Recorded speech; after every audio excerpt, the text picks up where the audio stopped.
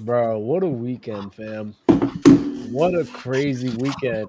And salute to all of y'all in the chat and everybody here. And what a there's so many things to talk about. Number one, want to get this off my chest. I heard some talks on the press box about Josh Allen. One of the most ridiculous things I've ever heard. Can we just stop that? You're mad. Wait, stop. Wait, what part? What part? What part? Why are you mad? Because the guy set his team up for the kicker. What? So this is basically what they were people reward Tom Brady for being this clutch guy all the time, and Tom Brady lived off of that. And look, when Cam Newton marches down the field and sets up a field goal winning play, guess what? He gets praised for that too. So what are we talking about? So look. I don't want to turn this into a Tom Brady conversation because we just wait like a whole hour on this man. However, my whole thing. So basically, what they were arguing about Josh Allen. They were like, yo, he tried to go for the home run when Stephon Diggs was wide open for the first down, which he was. He was open for the first down. If he would have just hit the drag, would have got a first, run out the clock. I understand that aspect. But people were mad at him for trying to go for the touchdown. I don't know if y'all remember this. This is from a long time ago. I remember somebody interviewed Chris Paul after a game that they lost. But basically, they were like, Chris Paul, you guys got a shot to take the lead, but you did it with too much time. Should you have waited? And he was like, why would I have waited? He was wide open. You don't know if I'm going to get that shot again. For me, Josh Allen, because if he would have just hit it on the money, that would have been a tutty. And yes, even though we've seen Mahomes we've seen this story before, nevertheless, it's a tutty. You go up 4. Anybody, I don't care who you are, anybody would love to go up 4. Now, granted, it's Mahomes, and we know what Mahomes can do, but I'm not going to sit here because even if he gives Stephon Diggs that first down, there's no guarantee he's going to score a touchdown after that. There's no guarantee. He could have fumbled the ball. I mean, he almost fumbled in that same drive. Hey, G. Stephon Diggs had a ball in his hand that he dropped. There's no guarantee. So if you see the touchdown, who's Echo? It's whoever just came in here. I don't know who that is. It's OJ. What's good, OJ? What's going on? Mm-hmm. I feel like when he tried to throw that touchdown to I think Shakur, he beat I think it was cover 2, beat it perfectly. Josh Allen just missed. They said, "Oh, Chris Jones backed him in, backed the lineman into him." It was barely.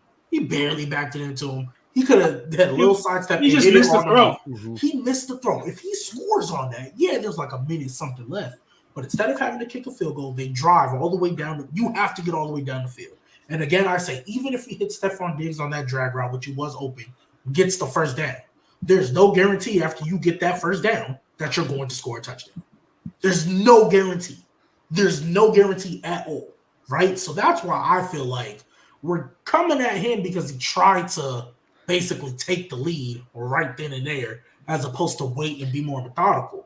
And I'm like, well, if the opportunity presented itself, by all means. Now, with that being said, Josh Allen, even though Stephon Diggs did sell you on a play, my guy, you also had some bad throws down that stretch as well. He sold him right back. Yeah, he sold him right back. So it's like, you can't do that. You know what I mean? And I think it got lost in translation. I felt like they thought I was trying to make excuses for him losing or whatever. I'm like, no, because he still had bad throws. But the touchdown, him trying to set his position up, because after the 2-minute warning, I think they should have ran with him a little more. I think they should have tried to force running that clock. One of those plays should have been a designed quarterback run. Make him either use that timeout or run out some clock. Yeah, number one, Sean McDermott's stupid. I'm not gonna lie. They need to fire him. The fact that you're late down the stretch and running in that formation and everybody knew you were about to run, it was just the dumbest thing for me. Hey, Dub, what about your favorite player, your favorite football player, DeMar Hamlin, getting the fake punt?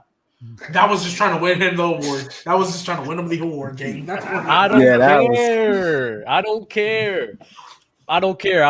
care. My whole thing is like, and for y'all over here going to watch this game, and I've been highly critical of Josh Allen, right? For all y'all guys going to watch this game and try to put this on Josh, y'all going to get me tight. I'm not going to lie. Like, y'all really getting me mad. That man is literally the same credit we give to Lamar Jackson. He is literally the whole entire offense. It's him and Diggs. No one else. They do everything together. Their run plays are terrible. Their design runs are terrible. They don't know how to utilize James Cook correctly. And Josh Allen is doing everything he can. What? I think that was okay to say until in the first half, not until Joe Brady took over. I think they were using James Cook pretty effectively. Even in the once in the whole fourth quarter, the run plays were terrible. Oh no, it got shut down in the second half. It did get shut down. Yeah, their run game got cooked. Dub, you kind of fake dragging it though.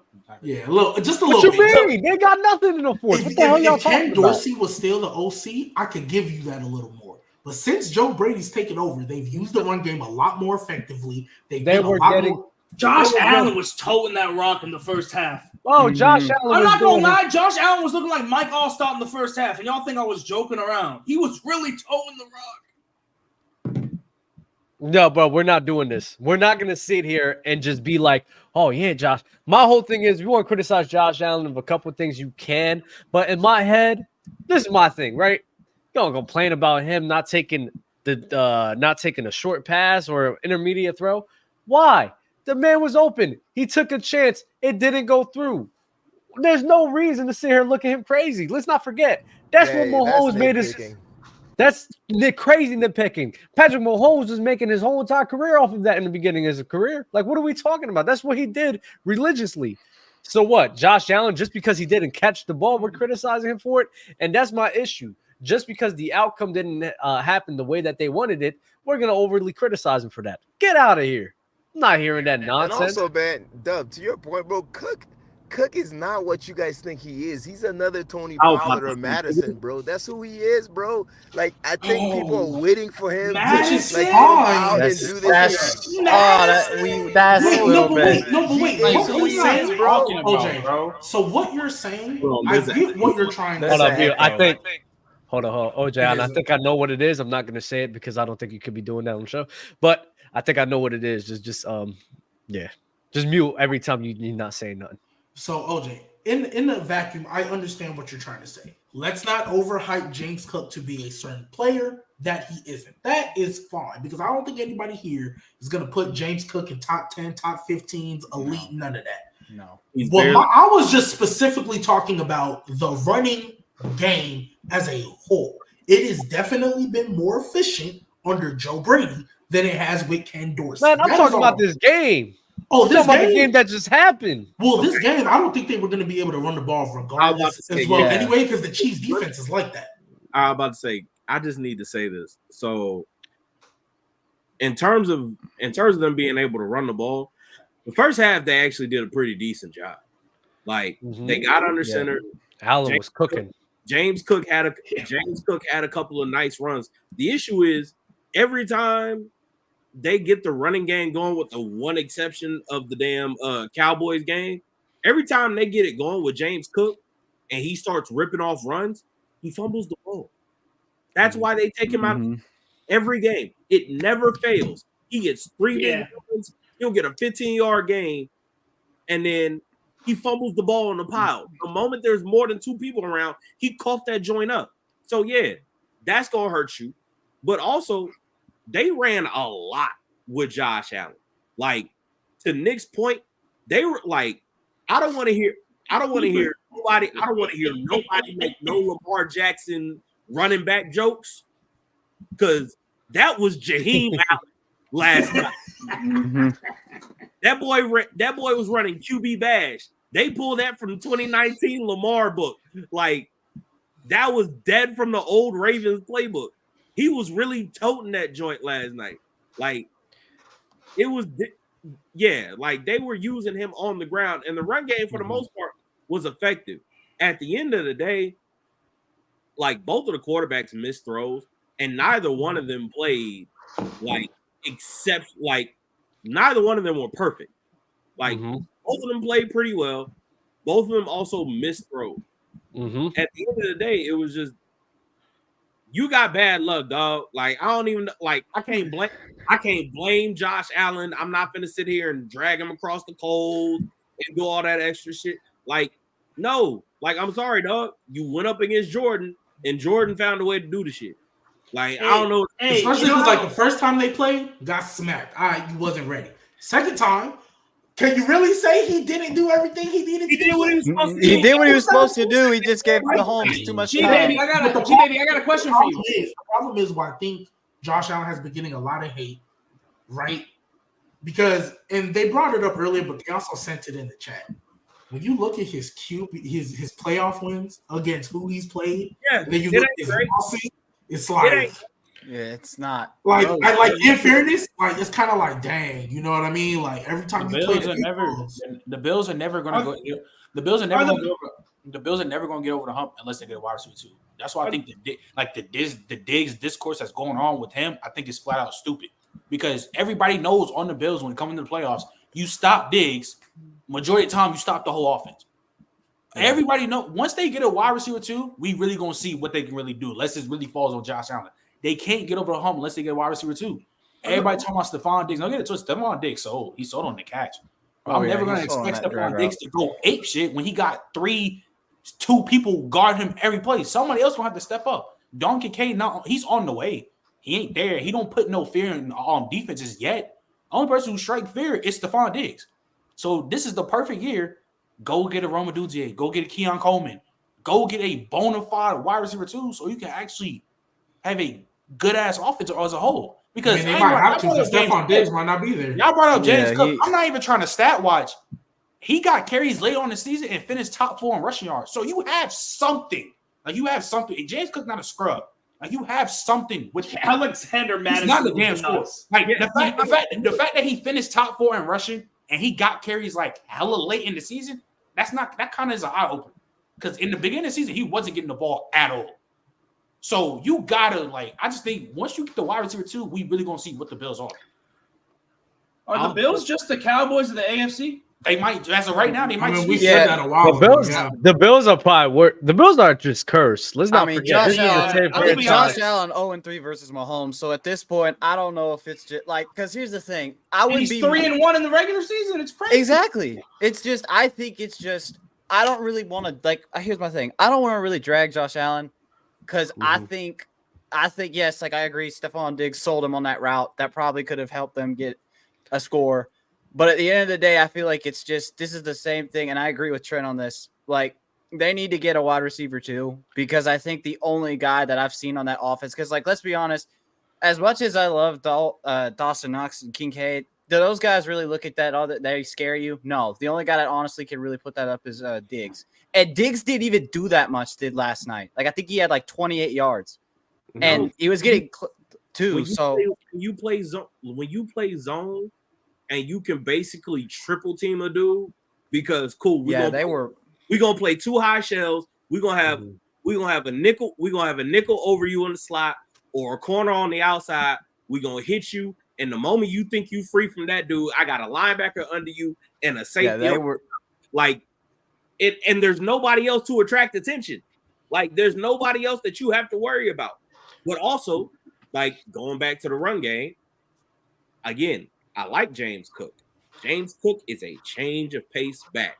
He cannot carry the load because every time y'all try and get him to have one of them games where it's hey, James Cook, it's time to prove it.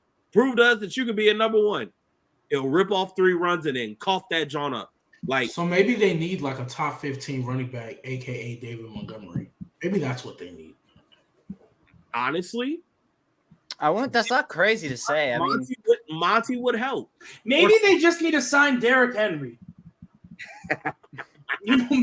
I mean, it's not gonna hurt him. It's a good. You do it and you throw him out there. You never know. You can have 2 Derrick Henrys running the ball. What's wrong with that? You have the white Derrick Henry, Josh Allen, and you got the crazy. That's crazy.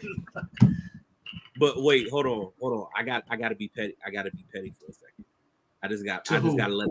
No. It's not to anybody on this panel. Oh, okay. It's somebody out here who sent me a text message after the Baltimore game, and he had been yapping that whole week, and I was hit him with the text that, "But what was that shit you was talking about earlier?" And he was like, "It's fine. There's nothing Lamar could do to ever be on Mahomes or Allen's tier." Funny It's real funny, comical even, how their stats are almost completely identical. Except one of them threw the ball almost 40 times, had less than 5 yards an attempt, and lost. I'm just saying. Just saying. That is crazy. I don't know, man. Because okay, so we've been focused on the Bills, right? Let's talk about the Chiefs real quick because I don't know what happened to Dub, but everybody in here, y'all like the chat, y'all like the video, subscribe, you know. All right. Let's talk about the Chiefs real quick because why is Miko if they do this again, bro? Oh my god! If they do this again, bro. Hold on. I gotta say this because y'all beat me to the punch. Mecole Hardman. Dog. I don't know whether you lost whatever common sense that you had when you got sent up to New York. But if you need to go back to Jersey to get it, I'm gonna need you to do that because oh my god, it was. So I know bad. Mike Will wouldn't have fumbled right there. Look, you crazy. It's been tough. It's been real quiet for dude since he been back. Like he was supposed to be not saying the second coming of Tyreek Hill, but to a certain degree, they drafted him in the second round because they thought he was eventually going to be a replacement for Tyreek Hill. And boy, you have not been that. Like this game, please. Like, dog, you almost sold them boys up the river. Like, bruh. So we have the Mecole Hardman issues. Kadarius Toney is still whatever you want to call him. Hey, shout out Pacheco, Kelsey. I mean, I think we can all agree he's starting to decline. He's been at a plateau. Not his prime. He's been at a plateau for a little bit, and now he's not prime Kelsey anymore. And they still have one of the worst running backs in the league, in Clyde Edwards-Helaire. So with all that being said, bro, that's crazy. Nasty. With all that being said, imagine they still do this, bro. They still make it to the bowl, bro. If they go like let's be real, and I'll come to you first, Dawson, because there should be no way they beat this Ravens team. There should, bro. Out of all the games that were played this weekend, there was only one that was a blowout. And let's be real, take off that punt return. It's 31-3. The Ravens defense is, and this is the same Texas offense. This is the same Texas offense that went and smacked Cleveland's defense. Yep. Who we was all hyping up. Yeah. So Dawson, I'll come to you, bro. I mean, if we want to jump to like the matchup, like you were talking about the receivers. How are those receivers going to get open? Like besides Kelsey, and they're going to have Roquan Smith out there, the linebacker from LSU. What's his name?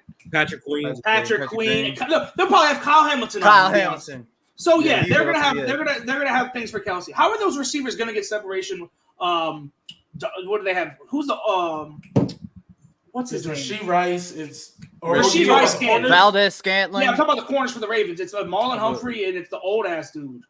Marlon Humphrey, Ronald Darby, yeah. Brandon Stevens, Arthur Millette. Like, I just don't know how they're gonna get separation, like consistent separation. Which is why there should be absolutely zero reason the Ravens aren't playing in the Super Bowl, bro. I agree. I think zero reason. There's zero reason, but it scares me still to think that they might have a shot. Because let's be honest, this whole week we were pushing this agenda that this is the first time Mahomes was on the road in the playoff, and a lot of people were saying he might not be able to get it done, and he managed to still. He got saved by the luck, and now it's like. I'm still think Baltimore is winning the Super Bowl. I'm standing on that. I still think they have the team, and this is Lamar's biggest chance to win the Super Bowl. But I think now it's like, man, you can't leave out the possibility because if this game showed me anything, the Chiefs still have a shot. I'm not putting them into beating Baltimore right now because I think Baltimore is too good of a team, but don't count them out just yet because if we know anything with Patrick Mahomes, I'm counting them out. I'm tired in of the it. bottom of the. And you know what? I'm getting sick and tired of it. I think the Ravens, dog. Because bro, it doesn't make sense like, to me. I think they're gonna win. I still have Ravens win it, but don't count them out. That's all. But I'm saying. let's not do this nonsense, right? The Chiefs. This is a year the Chiefs have beaten who? Beating the Bills, who's been up and down and struggling all year. So are they injured, right? And they're injured. So they also beat the team you believed in over the Ravens, the Dolphins. But hey, I changed it up. Like, what are we talking about? I hate it when you do this. I'm just messing with you, dog. But what's it called? But what I was about to say. So, but let's be real. They beat the Miami Dolphins, where nobody counted them out. Terrible record against winning teams, and everyone's been calling them frauds all year long, right? They beat the Bills, who's been struggling. They really just had a good second half of the season.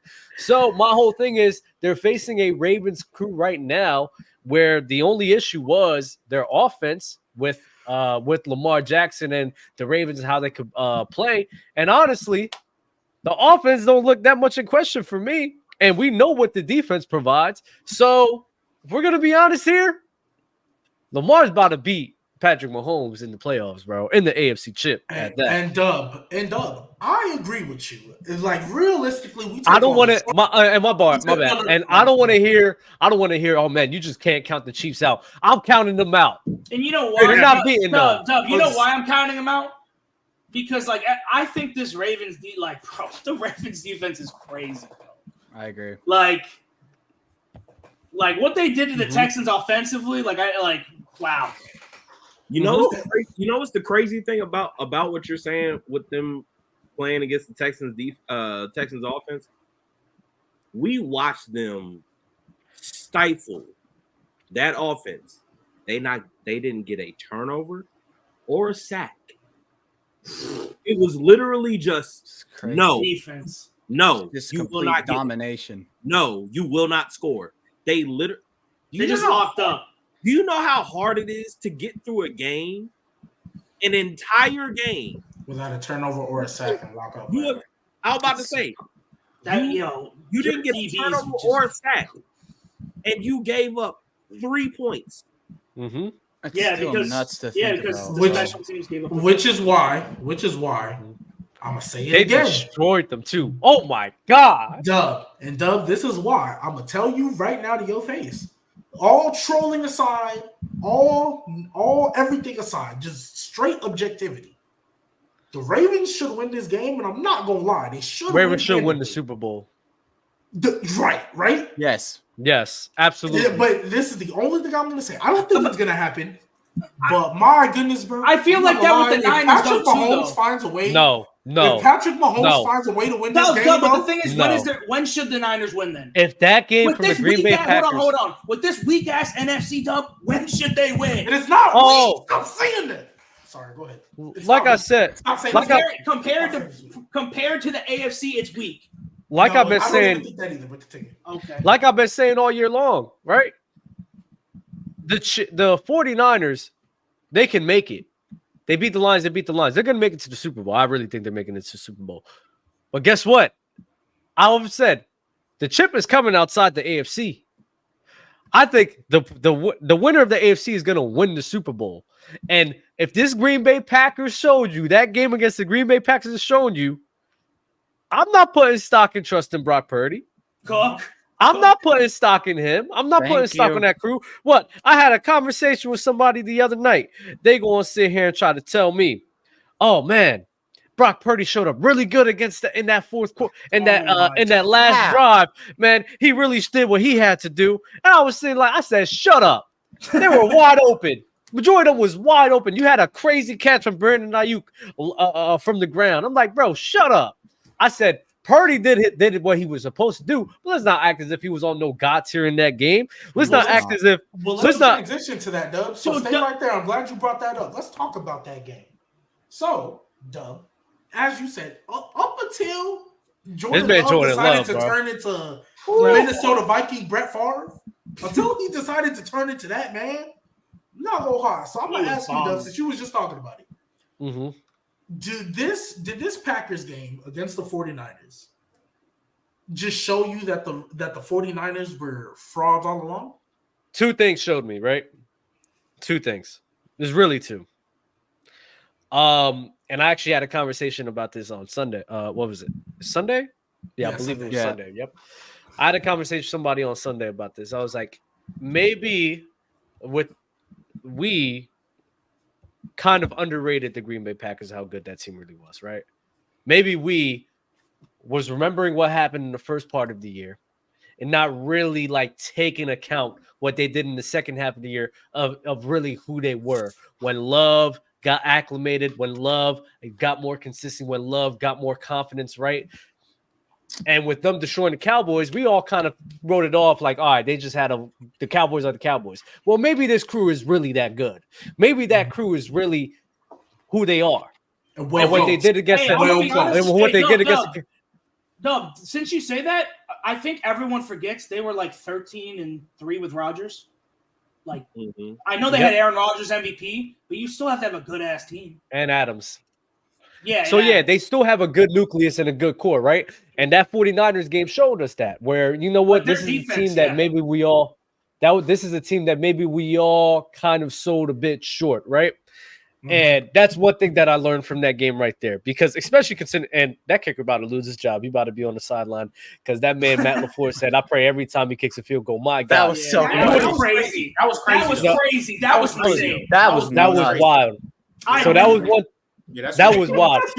So that's one thing. And think about this. Put this in your minds. If you would have told us all in the beginning of the year that the Green Bay Packers would be a couple field goals away from beating the 49ers, we all would have thought you was smoking crack. I promise you, we all.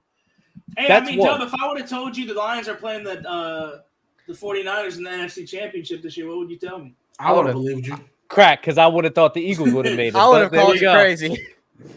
But on top of that, the second thing I learned was, what we've been saying all year about Brock Purdy when there's actually some pressure on him, man.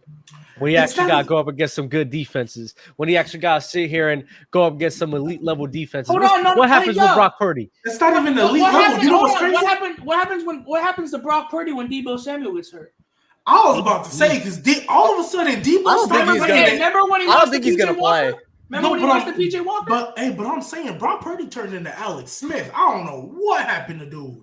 But he started looking like Alex Smith. Literally the second Deebo was like, oh, he's limping off. He's going into the locker room. You still got CMC. So you mean to tell me, for everybody who said Brock Purdy this and Brock Purdy that, you mean to tell me Deebo goes out, that top 10 running back himself if you change the position. But you still had CMC, arguably RB1. You still had Brandon Ayuk, who's a really good route runner and a pretty solid receiver. You could argue top 20. Everybody say George Kittle the best tight end in the league, and you got the best left tackle in the league, possibly the best O lineman, period, in the league. You still got all that. And one man goes out, and all of a sudden you look like Alex Smith, the one that got replaced by Kaepernick. That's crazy. Not even Kansas City Alex Smith. I'm talking about the one that got replaced. Like let's keep it a bean, bro. Let's keep it a bean. I know special teams and all right, he should have made the kick, because if he makes the kick, what's it called? It's a tied game when CMC scores. But like, if you just watch the way that game played, the line of scrimmage was dominated by the Packers on both sides of the ball. Yeah. Up until that last drive. Yeah, I would say up until that last drive. Yes. Both sides of the ball. So here's why I asked you the question, Deb. Because that's just the Packers O-line. Now you're about to go play, let's be real, probably the best O-line in the league. Everybody keep talking about that pass rush, but the Packers didn't seem to have a problem with it. And let's be real. I don't even know. Did David Montgomery play? Is he on IR? I don't know. I think that was their best lineman. I'm pretty sure he is. He is. How much? So you mean to tell me now you got to face an O-line where, let's be real, they got at least 3 dogs on there with Ragnow, Taylor Decker, and so let's chill out with the Lions. All right, go ahead, Trey. Hold on. The thing, we got to account one of those guards is hurt. Yeah, Jonah Jackson is injured. Yeah, he's not playing. But they just got Frank back though. Yeah, I mean he was just out like a season. Bakatari is hurt. Bro, he never plays football. I'm gonna be honest. I was about to say. So that's my point. So that O-line was able to pretty much hold their own and dominate the line of scrimmage. I mean, let's be real. The Aaron Jones looking like a top 5 running back again. Like, I'm gonna be honest. That seeing Aaron Jones tote the rock gives me hope for the Lions, because the Lions rush game is real. I need to touch on that for a second, because I had a lot of folks. There's one person we all remember that was doing a whole lot of high-powered woofing about that 49ers defense and Chase Young and all the, it's about time we start actually talking about that defense, because I'm gonna tell you this, after watching that game, like, don't get it wrong, Dre Greenlaw, Fred Warner, still those guys. Nick Bosa, still really good, but those edges look soft. Like, if you want to line up and run stretch on them, you can seal off those guys.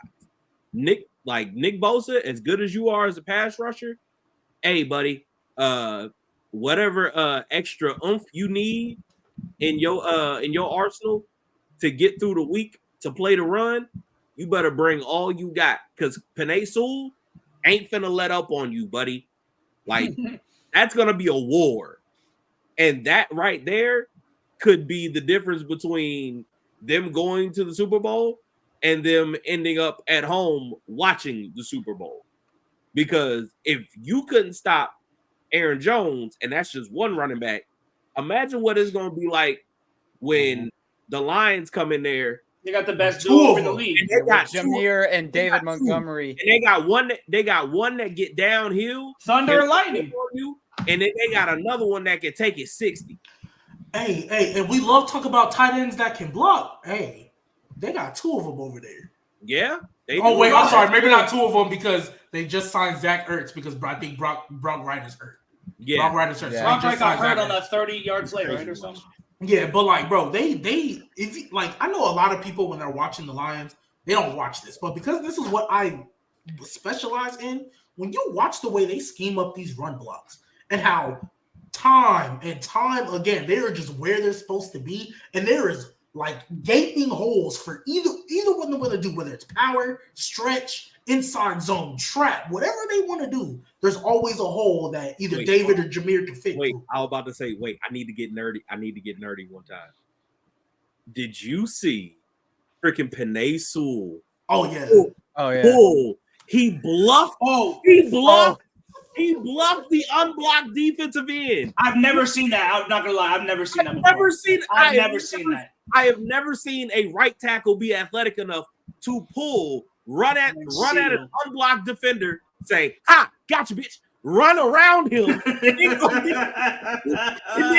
the safety. Like, that's nah, bro. I think this 49ers D-line, even though that's the strength of their team, this front seven. Boy, y'all better. Hey, strength on strength, for real. Strength on facts.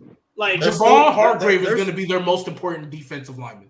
And you know what's crazy? He can't handle that interior. I don't think he can. I'm gonna be honest. I don't know if he can handle Frank Ragnow for 40 plays in the run game. Oh, he's awful against the run. Bro, that's what I'm saying. He might get shredded. No, but that's what I'm saying. Like, he's gonna be their most important, because if they can just run down the middle on these dudes, bro. Laporte, y'all think the Lions are gonna win? No, I'm saying the 49ers defense is going to struggle against that run game. This is not going to. This isn't going to be no blowout. Hey, Jared Goff got to go outside. I'm not going to hear that. Yes, exactly what I was thinking, bro. Wait, what are you talking about? Like not playing in the dome type shit. Bro, they in California. It's supposed to be 70 degrees at kickoff. Playing in California game. They are playing in Cali. That is true. Hold on, I got a question for everyone. This ain't Buffalo. This ain't New York. They playing in sunny California. They will be okay. That is true, Who too. you trust more? Who you there in LA all the time? Yeah. Who you trust more, Brock Purdy or Jared Goff? Jared Goff. Jared Goff. Jared Goff. So are we really talking about California? Are we really talking about the possibility of the 49ers losing to the Detroit Lions? Yeah. I don't really see it. I don't really see it for real. But I mean, I think the best case is, of course, the Brock Purdy disaster class for real. But I just want to see it. So this momentum and what's it called? Like the having the whole like city behind you, and the fact that they're doing something. You don't care? I've never cared about that. I'm not gonna lie. I've never. You should care about that. That's how the Eagles won a Super Bowl, bitch. Yeah, that underdog mentality, right, Doug? He got me so mad. His team got 2 Super Bowls. Exactly. Like, what the hell are we talking about? I don't really care about the whole city. Momentum is a thing. And don't you think the Lions got momentum? G baby, you use the momentum term wrong, because their defense has been playing better since like Thanksgiving.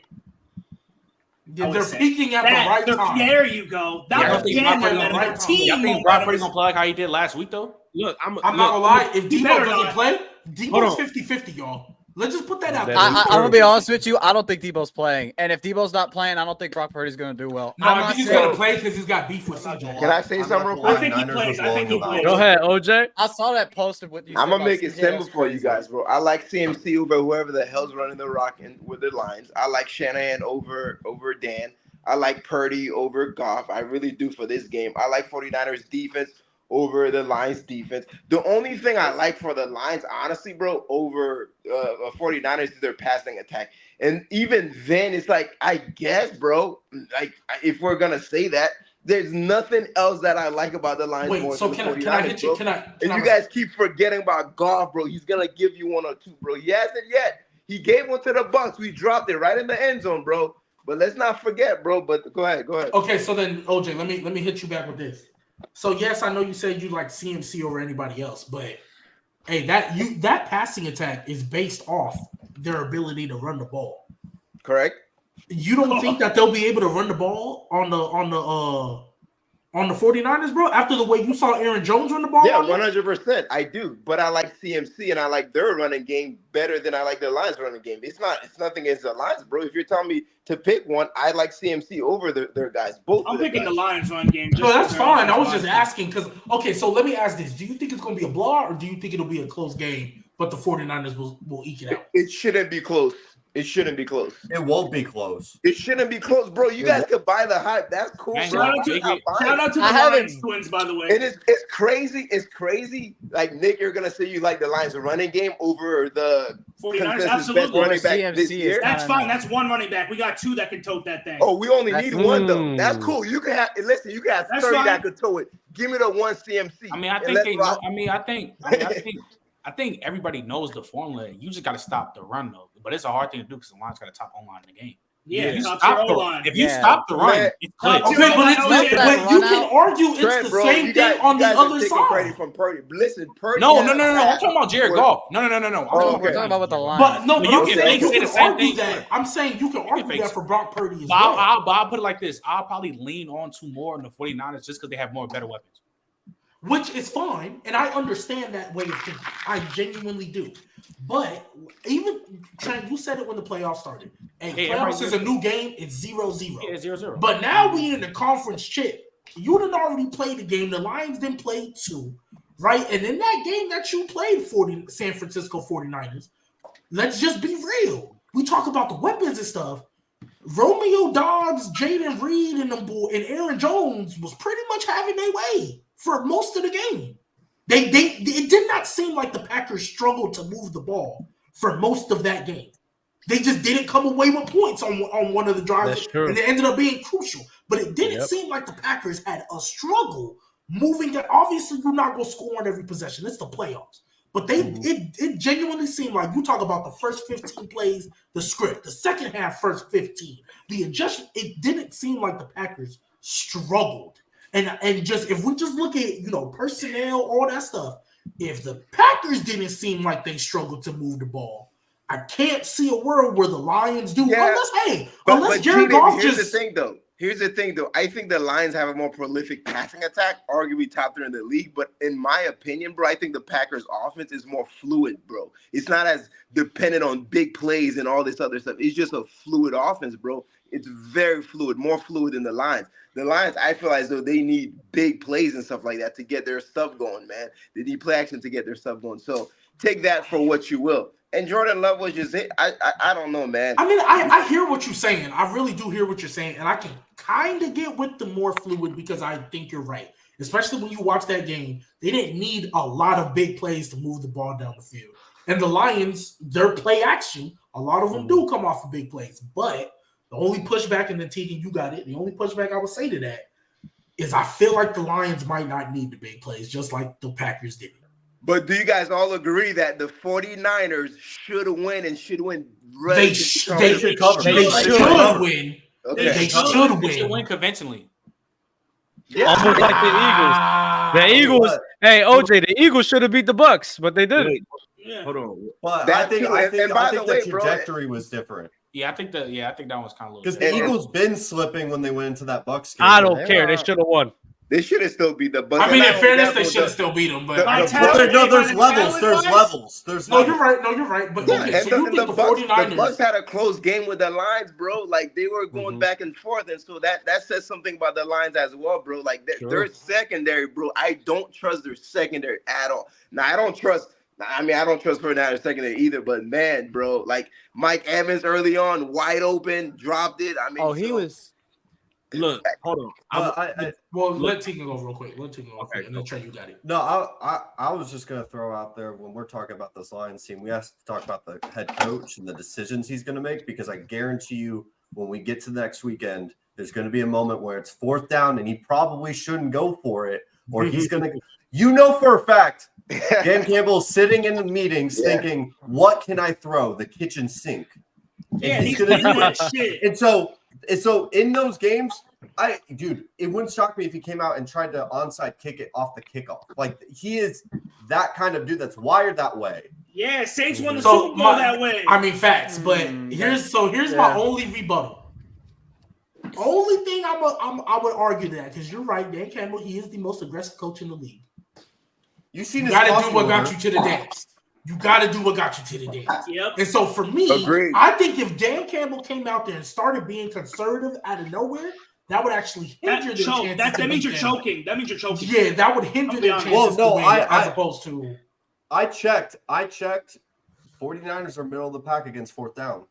And for what it's worth, letting up 4th down plays, they're middle of the pack. They're not like this top 3 defense against 4th downs. And those little things are the Lions number 1 in getting 4th downs because they just. I think they should be either top. They're definitely top 3. They're top 3. Well, go ahead, Trey. Okay. Look, this is my only thing, because do I think the Niners should win this game? Yes, they should. However, should and are 2 different things. Yeah. If you're asking me based off of what I've seen from them since they've gotten in the playoffs, are they going to win this game? I genuinely do not know.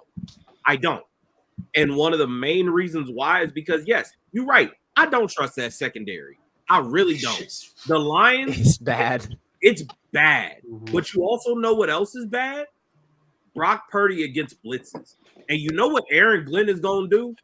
Hey, ass off. He about to. Aaron Glenn already knows. Hey. Also, 49ers, please don't leave Aiden Hutchinson unblocked, because that was the most ass inside. Hey, that's another thing I've ever seen. Hey, that's another conversation for another day.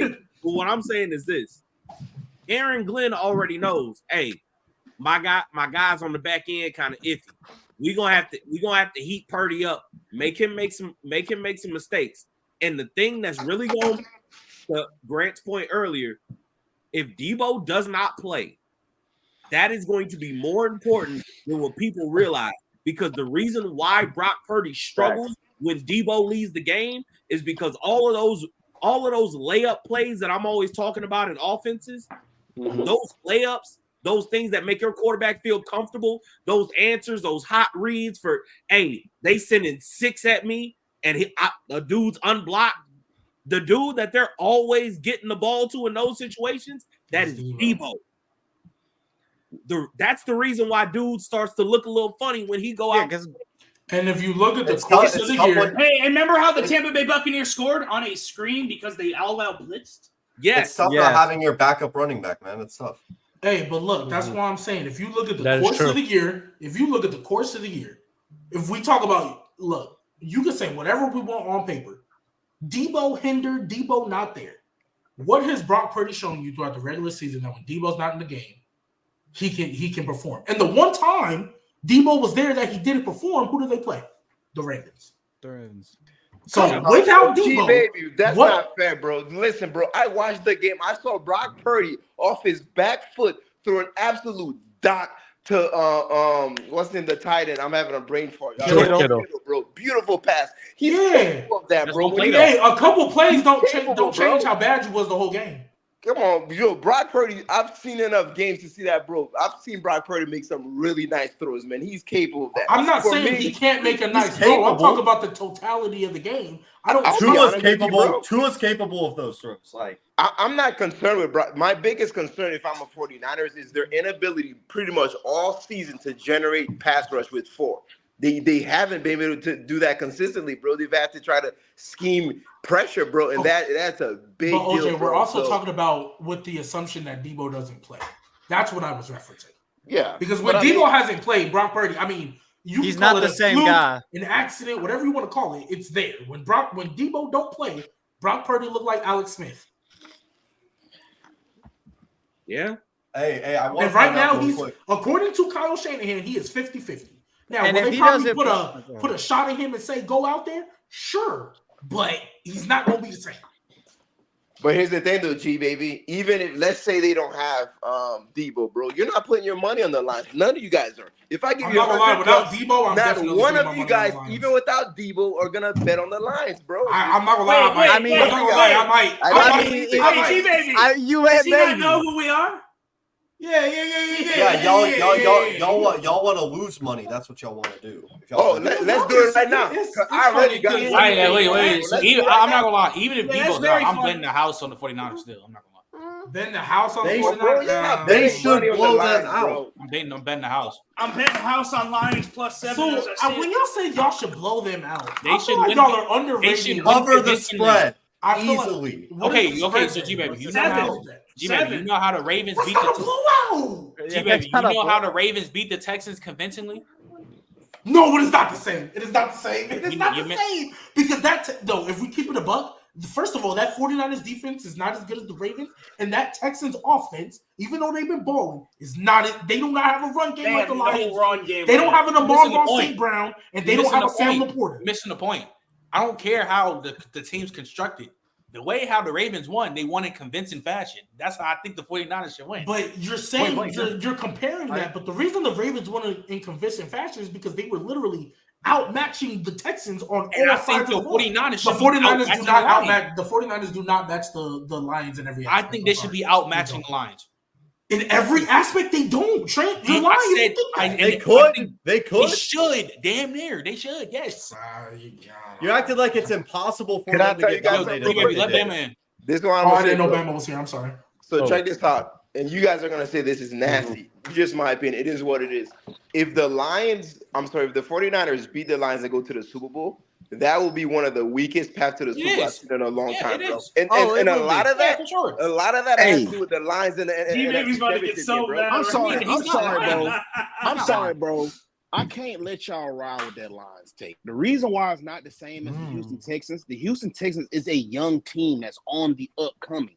Dan Campbell has built this team from the ground up already. He came in with the initial phase, and they're at this point where they are right now. So they've got a legit chance to go in there and beat the 40. I don't know why y'all just thinking like, yeah, this might be their first time in the playoffs, but they've built this squad to where it is by virtue of being in the game, they have a chance. Any given Sunday, by virtue of being in the game, they have a chance. Yeah. No, and I get, but that would be more so for somebody like the Texans, a young team where we did not have that expectations of them making the playoffs. We just thought that they were just going to have a decent season. For them to make the playoffs, that was like that over exceeding expectations. Win a playoff game. We were talking about. Bro, we was literally talking about C.J. Stroud should win MVP from how he had this team balling, bro. So I have to go back to the Lions, bro. We saw it hard knocks, bro. They was building this brick by brick. Now that team has fully taken the identity of Dan Campbell, bro, it's hard to just sit there and be like, oh, they should just get blowed out. It's like, nah, they've really fought and scratched and clawed to where they are today. So the Niners really are in the dogfight to where you have to bring up the points of they get no pressure with just the front seven. With just the front. So you have to start thinking about that. You have to start thinking about the matchup. And this is what the Lions do well. They run the ball. They play physical defense. And Jared Goff keeps his team in a situation to stay in it. He might not be super spectacular, but he is also not fucking his team up to a point to where they can't win a game. He makes sure they are always not yet. The game. Not yet. But that's what you were like. We could say the same thing for Brock Purdy. We literally, that's all we've been saying for him. Hey, bro, not saw it versus the Ravens. Yet. Exactly. So we could say that. We could say that for both quarterbacks. It ain't like Brock Purdy is clear cut ahead of Jared Edge, especially this season. He's not a clear cut. So there go the quarterback matchup right there. You can say the 49ers defense is better, but in the playoffs, the Lions has been hungry. But watch this though. I'm gonna shut all this down real quick, Bama. For the Lions to win the game, for the Lions to beat the Niners, Goff is gonna have to win them the game with his arm. Purdy doesn't have. You know what's so crazy? You know what's so crazy? More than that. You know what's OJ? You know what's so crazy? OJ, you know what's so crazy? The reason why I disagree with that, low key, I'm gonna keep it a buck. The reason why I don't think Jared Goff has. So wait, let me ask for clarification. What do you mean by winning with his arm? Like he's got to go crazy? What he means about he's the reason why they beat the 49ers. That's what he means. Okay, and here is my... Why can't it just beat David Montgomery and Jahmyr Gibbs? And that's what I was going to say. The way they can run the ball and the way... We've all said it. The 49ers can't get pressure with just 4. I don't care what that D-line looks like. They can't do it. Bro, I'm not going to lie. Jared Goff, obviously he can't play bad. But he can just play, he can genuinely play a well-balanced football game and rely on his rushing attack to lead the way. And let's be real, even though it's not the same thing, this is another point I wanted to bring up. Yes, we know the Lions secondary is you know, other than CJ Gardner-Johnson, we don't really care about, even though Branch, I like Branch. Oh yeah, Brian Branch. I like, even though everyone else is trash. Everybody else. But you know what the Lions have been doing? They've been playing great situational football. Bro, that's what they've been doing. I have a question for y'all, bro. When did the running game become this otherworldly running game, bro? You want me to keep it a buck, bro? You want me to keep it a buck? Very well. It's been a top running game all year, bro. And I've been a Monty guy all year. Hold on, G-Baby. It's been a top running game when what's his name led the league in rushing touchdowns last year. Who's now in the Saints? Jamal Williams. Jamal Williams. Listen, bro. It's been a good running game for a long time now. If the Lions beat the 49ers, bro, Goff is gonna have to go win the game. They can't just sit back and let the running game. I don't see it. No, I'm saying it has to be well balanced. I'm saying they can win this. I don't think Goff got to come out there, be spectacular, throw 3 tutties and throw 50 yards. Let me rephrase. Goff has to do more in order to win than Purdy does. I'll put it that way. I can agree to that. But let me ask you this. Why is that? No. Let me tell y'all why.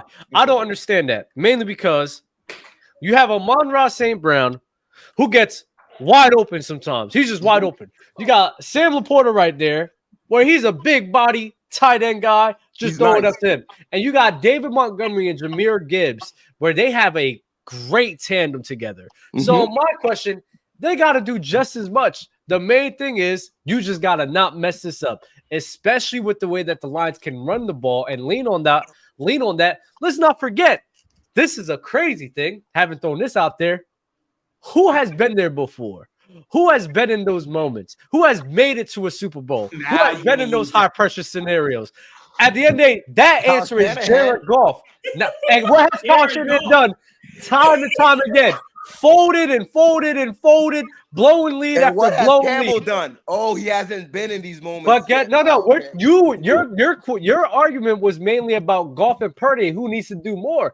I have way more confidence in Jared Goff because at least this game managing quarterback has been there before. He's been tested. He's tasted the pressures of being in the Super Bowl. He's tasted the pressures of being tight, high pressure scenario games. You don't go by that though.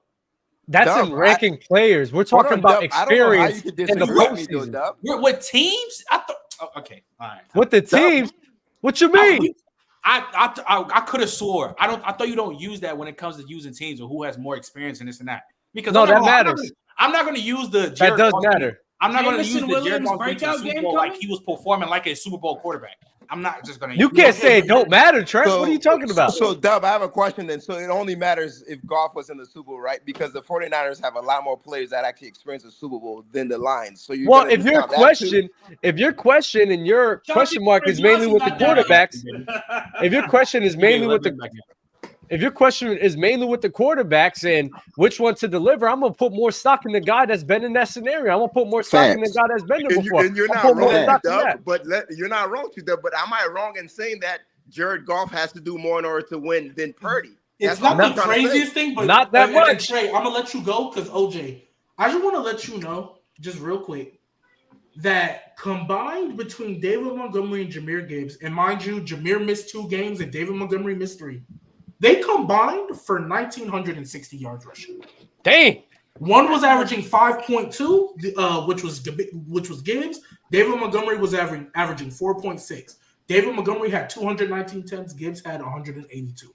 But either way, combined, bro. So if you average that out, they are averaging they had 1,960 yards rushing on average 4.8, 4.9 yards a carry. Look, that's an elite rushing game. Any other running back who did that, that's elite.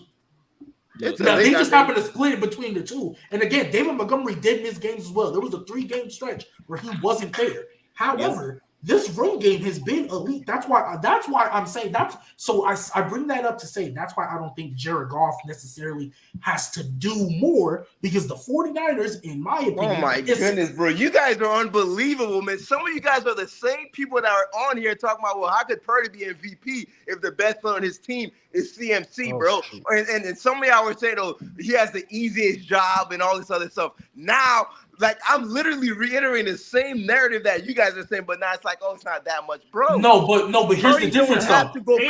Okay, but here's the difference. When we were bringing that up to kind of knock Brock Purdy, we were doing that when people were putting Brock Purdy in the elite tier and all that. We don't think Jared Goff is elite. We're just talking about the specific matchup that they're going against. We don't think, even though I don't even necessarily disagree in a whole sense that Jared Goff has to do more than Brock Purdy. I don't disagree. It's not crazy for you to say that. But that's why I'm just giving a slight pushback. Part of the reason is the Niners are just a better team. That's it. Or are they not? You guys disagree? Regardless of who wins this game, a system quarterback will be in the Super Bowl. So.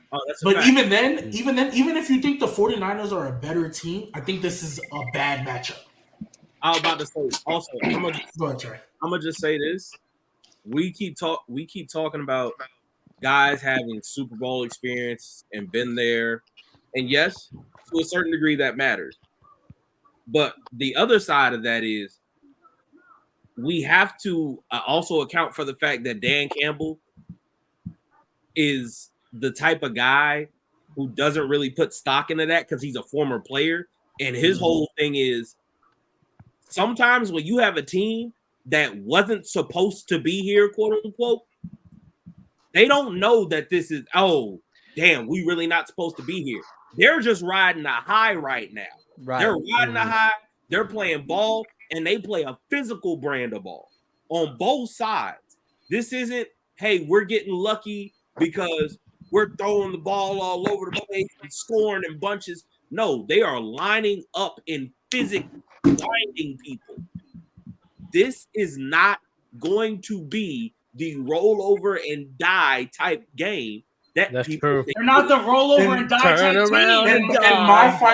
And my final point to that, especially if the Lions get out to a start, I need y'all to understand something. Even though the 49ers just won this game, Kyle Shanahan was, before this Packers game, was 1-37 when trailing by three or more points heading into the fourth quarter. Oh, he became 2-37 because Jordan Love turned into Minnesota Brett Favre. Yeah, that's disgusting. That's why they're 2-37, because Jordan Love literally pulled a Minnesota Brett Favre versus the Saints. Yeah, the spirit. And it was on first down. Which came out of nowhere. It was the exact throw. That was crazy. The exact same throw. So let that sink in. When trailing by 3 or more points, Kyle Shanahan was 1-37 until he played Jordan Love. So he's 2, especially if the Lions gonna start, bro. Kyle Shanahan, I mean, let's be real. Kyle Shanahan, if he was 1-37 going in, I'm not going to expect you to win twice in a row after that. Why? What evidence have you? Now, if the 49ers get a lead and they jump up fast, I will agree with you there. I don't think Jared Goff necessarily is going to lead some miraculous comeback. But I think it's going to be a one-possession game the entire way through. Jared Goff is throwing 2 picks this game, bro. They're going to lose by What is wrong with you? What is wrong with you? I can't wait to go back and stitch this video, bro. Against a secondary that be getting torched too? Like, what are we talking about? Bro, Romeo Dobbs, and what was that other guy? Wicks or what? I forget. Yeah, you had Jordan Love cooking them. What do you think Jared Goff is going to be out there with Amon-Ra and Sam Laporta? Are you kidding me? Those lights are going to be bright. And he's been there before. And how many points did he score when he was there? Wasn't that who also scored that Super Bowl like 7? I don't. It was like 17-3. What happened the round before? He didn't even score one touchdown. What happened the round before? We just talking about the NFC Championship. Wait. Hold on. No, what happened the round before? I saw Kyle Shanahan blow a 28-3 lead, gang. Facts. We talking about Super Bowl. In the biggest moments. The lights got too big for Kyle Shanahan, too. We seen him blow a 10-point lead in the fourth quarter as well. Yeah. How about them lights, OJ? Them lights ain't bright over there either. Hey man, y'all really high on. Okay, we'll see. We'll just have to see, man. That's really that's all there is. My tag team partner over here, Nick Dawson. I just think there's levels to this, bro, and I don't think the lines are quite. And I don't know if the 49ers. And we're gonna find out. Yeah, The 49ers been frauds all year long, man. Yeah, I know that once that happened so bad. So that way you understand. From Omar Hands. If my team lost, everyone's team got to lose. I don't care. My bad. Facts. We've seen this year how Lamar looks when trailing and when adversity hits. Turns into fun. You know what, Omar? Omar, listen to this, Omar. Watch this. What happened the last time these two faced each other when they was healthy? What happened then? I seen that man Lamar Jackson overcome adversity. I seen him go for it on the fourth down. He said, "Screw it, we not punting it. We gonna win the game now. Go for it." Wait, what year was that? Win the game. That was last year. Last year. Okay. It was just so long ago. Like the game didn't really mean anything. It was so let's be real. Let's be real, Omar. We've seen this team battle. You don't think this Ravens crew been looking at Lamar Jackson, been looking at the Chiefs, and been like, "Yo, if we've been healthy, we definitely could have had this one here. Get the hell out of here, bro." And they gonna get the job done. They're gonna put that Chiefs crew where they belong, in the dirt, and Lamar Jackson will be. The chosen one. I have to say something about this Chiefs thing, bro. Dub, I want to agree with you, man, but it's like this week, man. I'm like, bro, the Bills, they're at home. They've been playing well. Charlie's taking care of the ball. They got the Chiefs, bro. There's the most inferior version of the Chiefs offense we've seen. And what happens, bro? He takes a bunch of bums, Hardman, whatever, bro, and he wins. Like, for me, bro, it's just so hard to go. That's the bullcrap. That's exactly what I was saying earlier. I agree, OJ. The Bills defense ain't the Ravens defense. If you're beating frauds, why are we worried about them when they're just beating frauds? They beat the Dolphins. Fraud. The Bills they can't handle the cold. Too much, bro. Fraud. They beat the Bills that been struggling all year. What are we talking about? So you telling me they stopped at Kyle Hamilton? The Dolphins had OJ. The Patriots had more wins versus winning record teams than the Dolphins did. Yeah, that's sad, bro. That's sad, bro. Come on. And they did it back to back. Hey, look. Also, OJ, my only point this to that. Oh, go ahead, man. Oh, this is what I want to say. So this is what y'all overlooking with the Lamar dynamic, bro. It's his skills. It's his skill set he possesses, bro, to where he is going to be able to stress that Chiefs defense out, bro. Like they're going to be stressed because what somebody brought up the point with Lamar Jackson to it is that his athletic ability, bro, allows him to go off script in the most annoying manner. Like the manner in which he can go off script with how he can juke and create space and create plays with his legs is very annoying.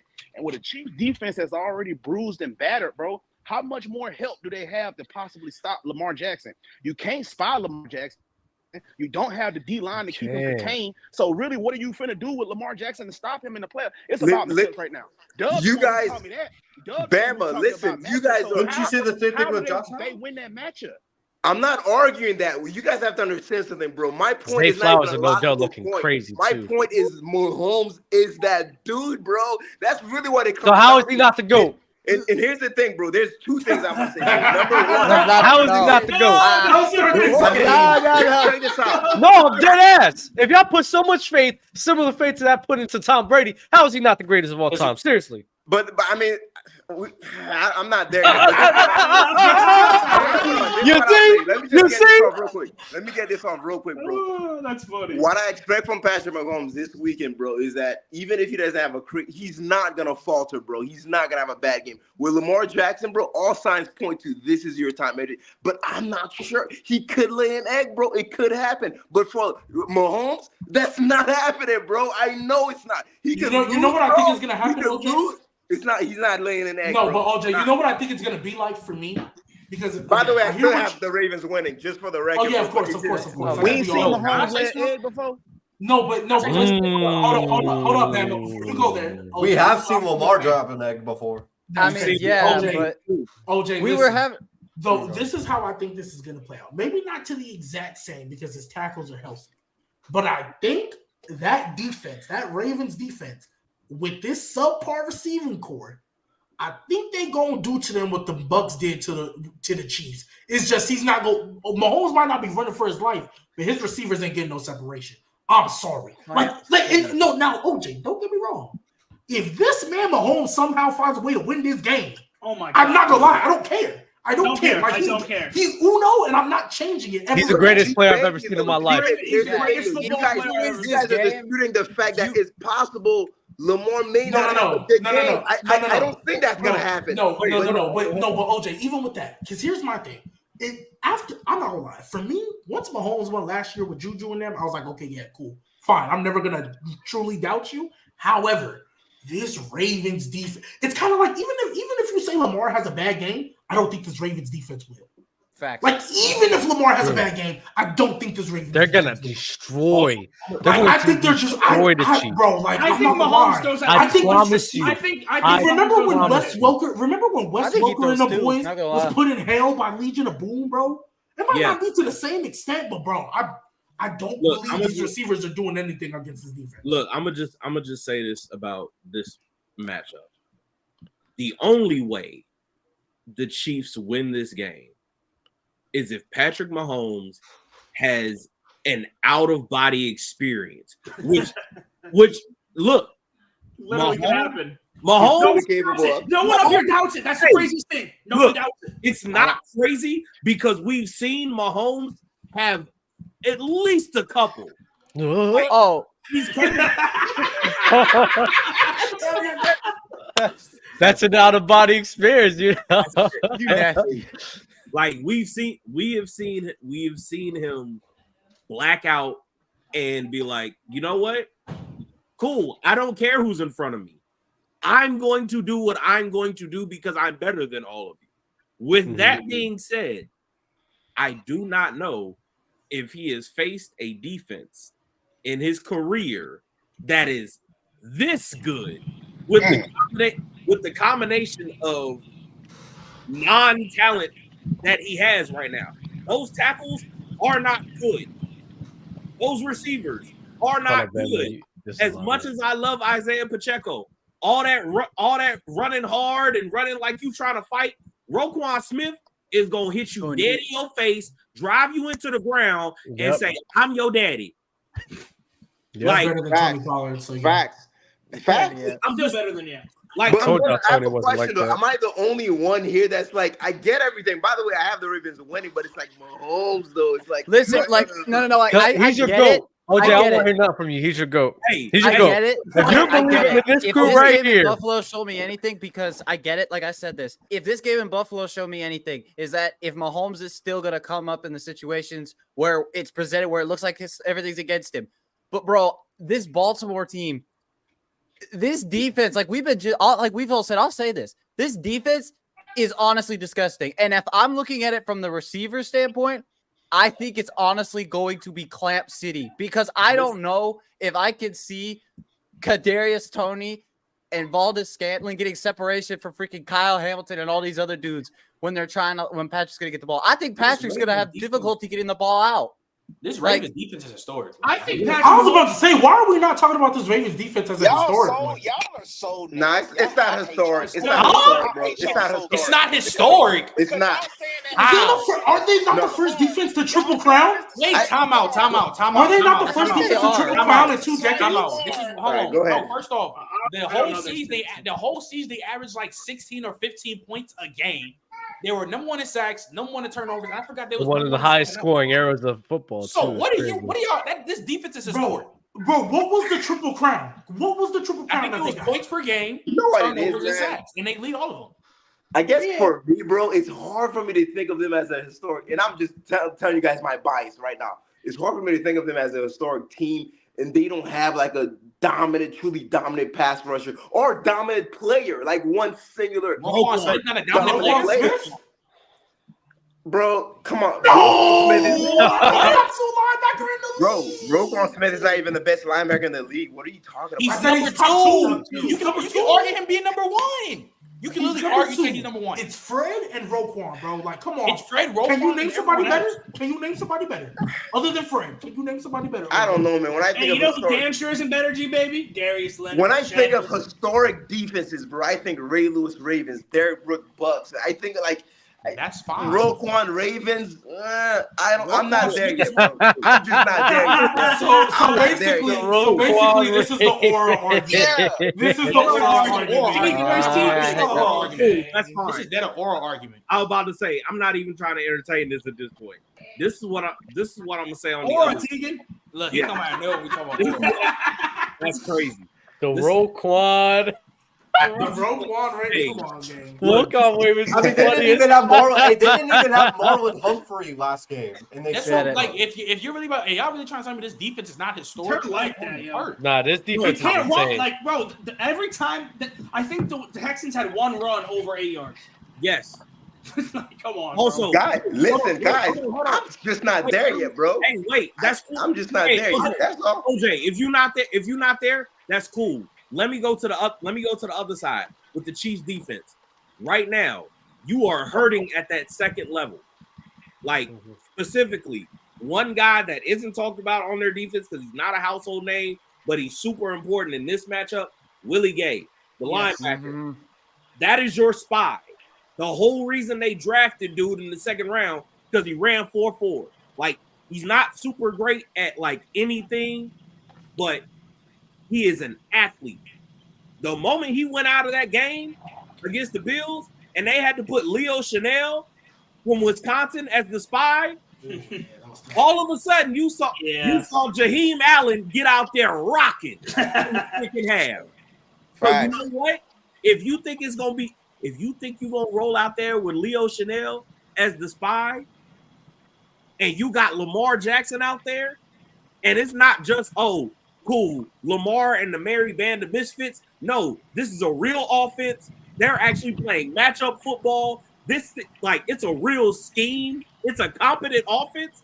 Dog, if you getting out here thinking you're gonna do that, I know Leo Chanel. And Lamar ain't running people over. Lamar goes. You guys make it sound like, bro, the Ravens are about to body. What are we talking about? Y'all saying that the Ravens are gonna beat them by the Ravens are gonna blow the Chiefs out. I hope you know this. I don't think it's a blowout. That's crazy. I don't think wait, hold up. In fairness, hold up. Let's stop right here. I get it's Patrick Mahomes, but I'm not gonna lie. If y'all think the 49ers are blowing out the Lions, y'all should think the Ravens are blowing out the Chiefs. I don't think they are. So this is what I would say. The reason why it's really going to be a nasty matchup for the Chiefs, bro, back to what Trey was saying. Even if they had that Willie Gay dude, bro, with the 4.4, you can't use no linebacker to spy on Lamar. He gonna have to use one of them old Nick Saban tricks where you take a nickel back and use the nickel back to slam Lamar, because you're gonna have to match Lamar athleticism. Like, you're not finna match his athleticism with linebacker. We saw what he did to Fred Warner. Literally, Fred Warner is linebacker 1, and he was juking him with like slow juke moves. Like, Fred was just moving at a preschool level, bro. So at this point, because this is what an NFL trainer told me, now you got to talk about from this point, does a team have a nickelback to spy with Lamar? Because now you're getting into personnel issues. Do we have a guy that can even do this on our roster? Because you talking about putting these linebackers on him, bro. He just made the best linebacker in football look silly, bro. Silly. Like, and the only person the Chiefs have that can do that, they have to keep him in coverage. They don't have a CJ Gardner-Johnson over there that can play nickel and then actually go slide. But you see what I'm saying, though, G baby. You see how I'm with you. I'm with you. You see how I get real sticky guarding Lamar now? Yeah, because now, like what you said, so the only guy the Chiefs have, you have to put him in coverage. You see how I get real tricky with Lamar. Like that's why the matchup he poses to defenses, bro. Like you really got to take this into strong consideration because now they actually have a competent offense to where he can make it to these rounds. These shits which I was slighting him for because that team was overall sorry. You know, what Trent said, it's a historical defense now. So now you really gonna have to deal with numero uno with that historical defense, Lamar Jackson, and that's the threat he possesses, bro. How can you contain him or keep him bottled up enough to give your offense chance to get the ball back to figure out that historical defense? Because what people don't understand, that whole team feeds off Lamar. You can holler that defense all you want to, they feed off of him. Every time he go out there and make a play, they go right to Lamar like, yeah, bro, we got you, bro. We got you. We love you, bro. So, again, he's the whole supercharger behind that. So, I'm going to keep asking y'all a question. You could talk about this historical defense. Again, the other team's defense, what do they have to stop that dude number 8 at quarterback? Because his skill set is really ridiculous. Again, in this playoff, any team on defense, even his team is going to have a problem game planning for him. Because, like I said, what team has the resources to keep him contained? But that's his number one threat. Everybody can argue. We all talked about this. His greatest threat is his legs. So what resource do these teams have to keep that bottled up until we get to the Super Bowl? Now we get to the Super Bowl, that's a different story. But until the end, what do the Chiefs got over there? Because G-Bay brought up a good point. The guy that they possibly could have to do it, he has to play pass coverage right now. So that's what I just keep thinking right now. Y'all not answering. They got Lamar over there. I mean, they got Mahomes over there. I guess. I guess if he. I hear y'all, but I just don't think. Hey, shout out to Mahomes winning this game, but I just think this defense is too much for the. Like, look, this is what I. You know what's crazy, bro? You know what's crazy? Go ahead, you know what's crazy? What's so crazy? Gee. Oh, me? I remember last year when we were talking about the Super Bowl. And I was talking about the Eagles' defense might be totally different. Hold on. Totally, I know where you're going. Hey, totally hold up. Let me finish. Go ahead. I'll let you all finish. I'm saying is that we all acknowledge MJ Mahomes. All I'm saying was that defense and what they was doing that year, they had 70 sacks. They was wild and they might get to him. But what's the difference now, bro? I'll tell you the difference. I'm glad you brought that up because it's totally different. One, last year when you said the Eagles should dominate the Chiefs, I tried to remember their O-line was much better last year than it was this year. I'm like, it's not going to be sweet over there for that D-line. That was the first thing. No. I'm not going to lie. Their tackles, the Chiefs tackles are not as good as they were last year. I don't think it's sweet, though. I don't think No. I'm saying last year, it's not going to be sweet for these pass rushers against the Chiefs. This year, I'm not going to lie. It's a worse matchup. Interior, the Chiefs still got it. But them tackles, I'm not believing. That's the first difference. The second difference is the offense last year was nowhere near this bad. Like, even with Juju and the boys, they still had playmakers. Okay, they wasn't dropping the passes all there. And even last year, we all said the Eagles secondary looked a little suspect.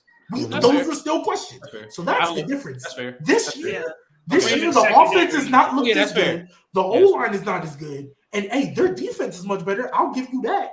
I don't think the Ravens is going to drop 38 on them like the Eagles did, or 35 like the Eagles did, but it's kind of what Bama was getting to. How many opportunities is that Chief offense really going to get? And every single drive is already going to be a struggle. Every single drive. This is going to be their toughest test. I don't think they played them in the regular season, so I don't know what defense they played in the regular season that came close to this. I don't, and they was already struggling. They were struggling against Antonio Pierce. And then also, OJ, just to give you some numbers of what the Ravens defense did this year.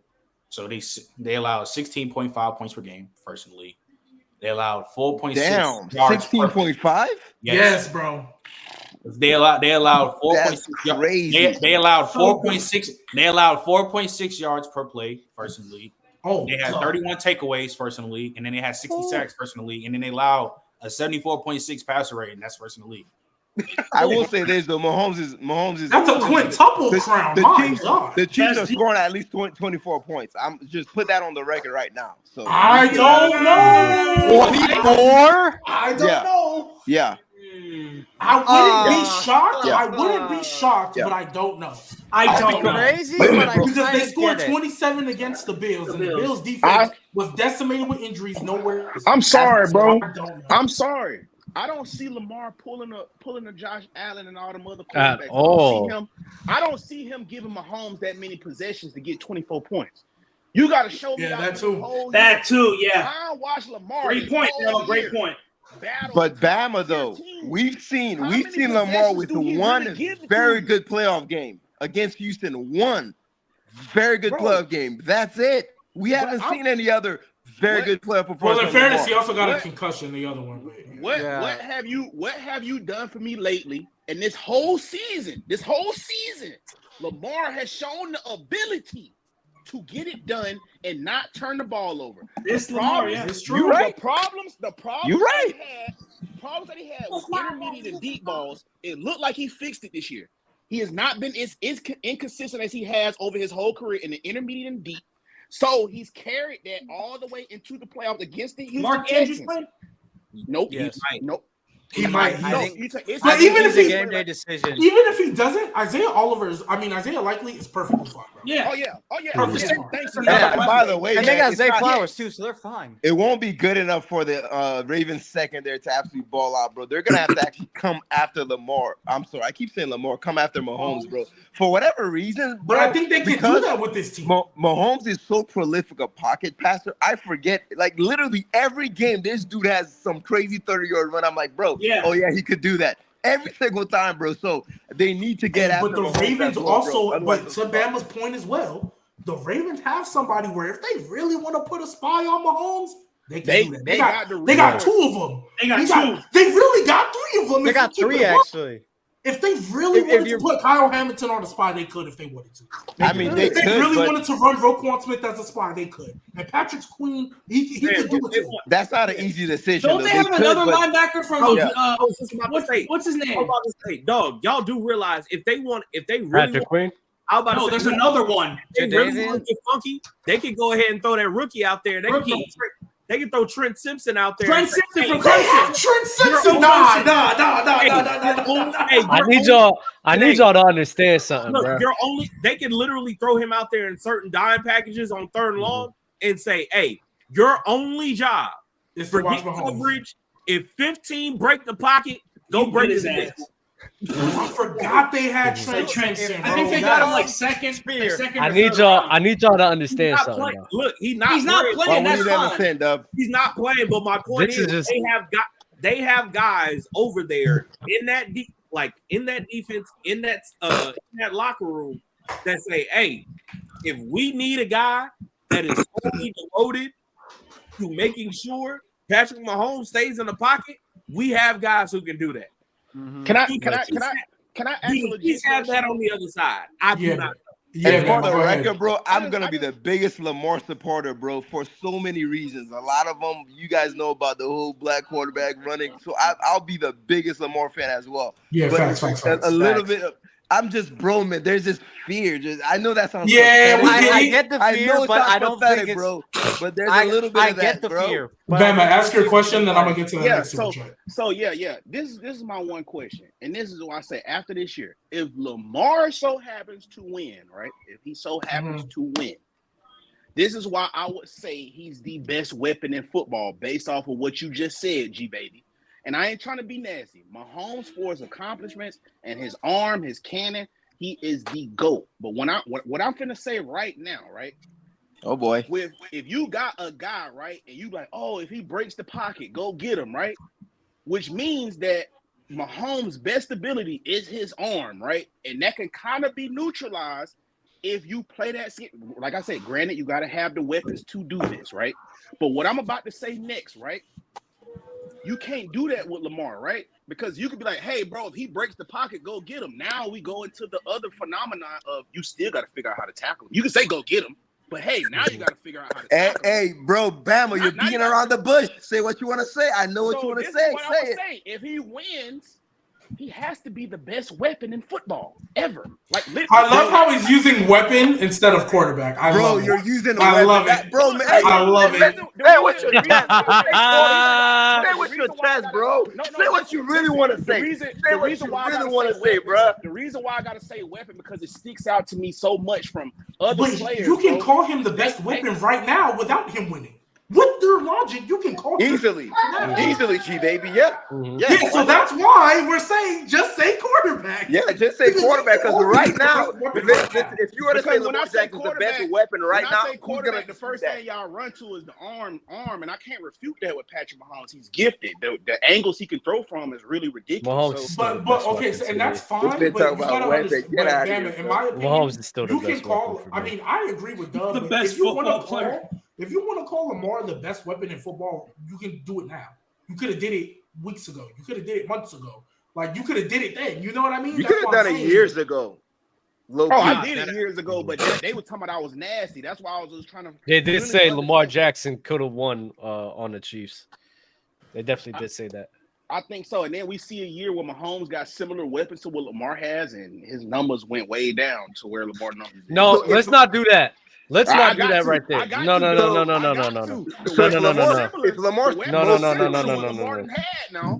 If Lamar, if Lamar, bro, are y'all putting him? Is he leapfrogging Allen? That's what we're saying. If he's smoking, he's better than Allen already. I mean, so here's my thing. Really, Doug. So here's my thing, though. OJ, here's my thing. I think we've all agreed pretty much 2 through 6. I know Trent has said it like verbatim. 2 through 6, they all haven't proven anything. So number 2 is really ripe for the taking. So when we look at those guys, when we've ranked them, the only thing we've really been able to do is look at talent and then the couple of playoff games they've been in. But none of them have proven that Joe Burrow got to the closest one because he made a bowl, but that run was mid. And then after that, he had another year and then he got hurt. So G-Bay's such a wins and losses guy. No, I said the run was mid. I'm talking about his performance. Yeah. I'm talking about his performance. That's what I'm saying. I think Lamar hasn't played bad either. Let's get that twisted. Because if Lamar was out here throwing 4 picks and still winning, that's not moving me. So that's what I'm saying. That 2 spot has really been right for the taking. Like the only other guys that you could have argued really was Aaron Rodgers because he did it 14 years ago. But even then, nobody was trying to jack that. So I just got to say this, right? This is why I say they're just gonna blow them out. You have a Ravens defense right now that won, and there's some noise in the background. I don't know who it was. I think kids are talking. Yeah. Whoever got kids, I need to mute it for a second. It's OJ. It is OJ. Okay. So my whole thing is the Ravens have a crazy stacked defense, and you're matching them up with a team that I still don't believe in their wide receivers like that, like at all.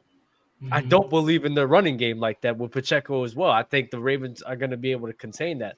So when I sit here and watch it, I'm like, bro, they're going to be able to suffocate Kelsey, suffocate Mahomes. And this is Mahomes. Let's not forget what he did face an elite defense like the 49ers back in 2020. Tampa Bay. No, not Tampa Bay. 2020 because Tampa Bay, his offensive line was hurt. I'm not doing that. But when he did go up against the Niners, he was struggling with until that fourth quarter and Travis Kelce until that fourth quarter.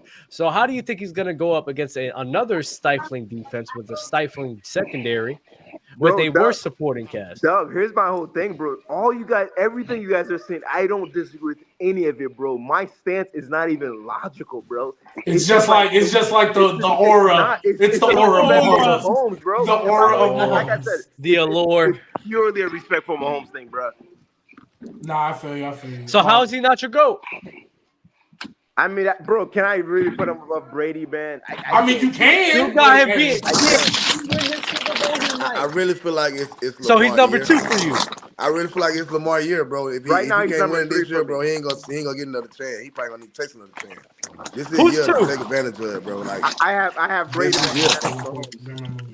You have like this Lamar year, man. They're gonna take advantage of it and run off with it. He got to. They got to be his year. I mean, it's set up. They got to be his year. Yeah, you got it's the like defense. You I got said the weapons. this. You being very careful with the ball. You managing. You game breaking. You doing exactly what you're supposed to do. And then when the time to be Lamar Jackson, you turn to Lamar Jackson. And I said this, bro. I said this last week, man. I said you've got the pieces to go out and win a Super Bowl. Now you just have to go out and do it. There's no reason with the talent that this Ravens team has had. They have no excuse to not win that Super Bowl. If they don't win it, it's especially with that historic. It's gonna hit them hard, bro. That's crazy, OJ. It's gonna be a harder pill to swallow because it's like you had all this talent. Lamar had all of this that he had on his team and still couldn't get the job done. That's the thing. Trey, last point, and then we're going to the super chat. I just think the last point I'll make is this, man. I think the biggest matchup is going to be Kelsey and Roquan, or whoever they decide to match up Kelsey. It'll be Kyle Hamilton. Like, if they lock him up, it's curtains, bro. I swear. Like, if the Ravens remove Kelsey out of the game, it's a wrap, bro. Yeah. I mean, it's as long as we don't have to see them move Taylor Swift every 10 seconds. If there's one person that can remove Travis Kelce, it is a freak of nature. That dude's 6'4", 220 pounds. Oh, yeah. Like, and that boy playing. Poncho get them crazy runs, then it's gonna be a long day. If he run, I'm not gonna lie, Pacheco ain't running on the Ravens the way. I don't think he's getting over. Bro, I'm not gonna lie. If the Chiefs run, and then Trey, you got it. If the Chiefs are able to run the ball on the Ravens, like how you saying, I'm not gonna lie, that's a complete meltdown. From the Ravens. Not all that. He's a hard worker, man. Kelsey might eat there. Kelsey might eat there. That's all he is, though, man. He's like, good job, man. You work hard. Go ahead, Trey. Look, all I'm gonna say is this, because the only other thing to Grant's point is like you got the talent and they got you a bevy of weapons now, and things are starting to look better. He's evolved and developed as a passer. The other part of that is, again, they are running a competent offense. I've been watching the Baltimore Ravens my entire life.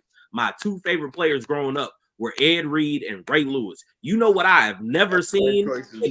You know what I have never seen in the history of Baltimore Ravens football? Them actually making second half adjustments, literally offensively. Defensively, yeah, they've been doing that shit forever. But offensively, it was like, cool. We only scored 3 points in the first half. Defense will take care of the rest. Hey, defense, we need a pick six. Now they're like, oh, cool. You're blitzing us? That's great. Now we're just gonna dink and dunk and do death by 1,000 paper cuts like all these other quarterbacks do, and Lamar's actually executing. And then the moment they get you out, he goes right back.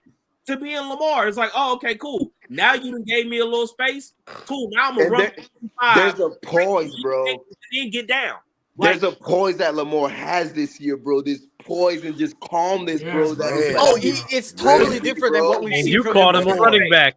OJ. Hold on. OJ. By the way, let me say this, bro. Grab me 10 seconds, bro. Grab me 10 seconds. I stand here on behalf of Players' Choice. And I recant a lot of what I said about Lamar. And by the way, I actually said it on here since week 3, bro. I saw the improvement since week 3, bro. I'm like, oh, damn, man, I was wrong. Hey, bro, when I'm giving new information, I'm entitled to change my mind. You guys were right, bro. Fair enough.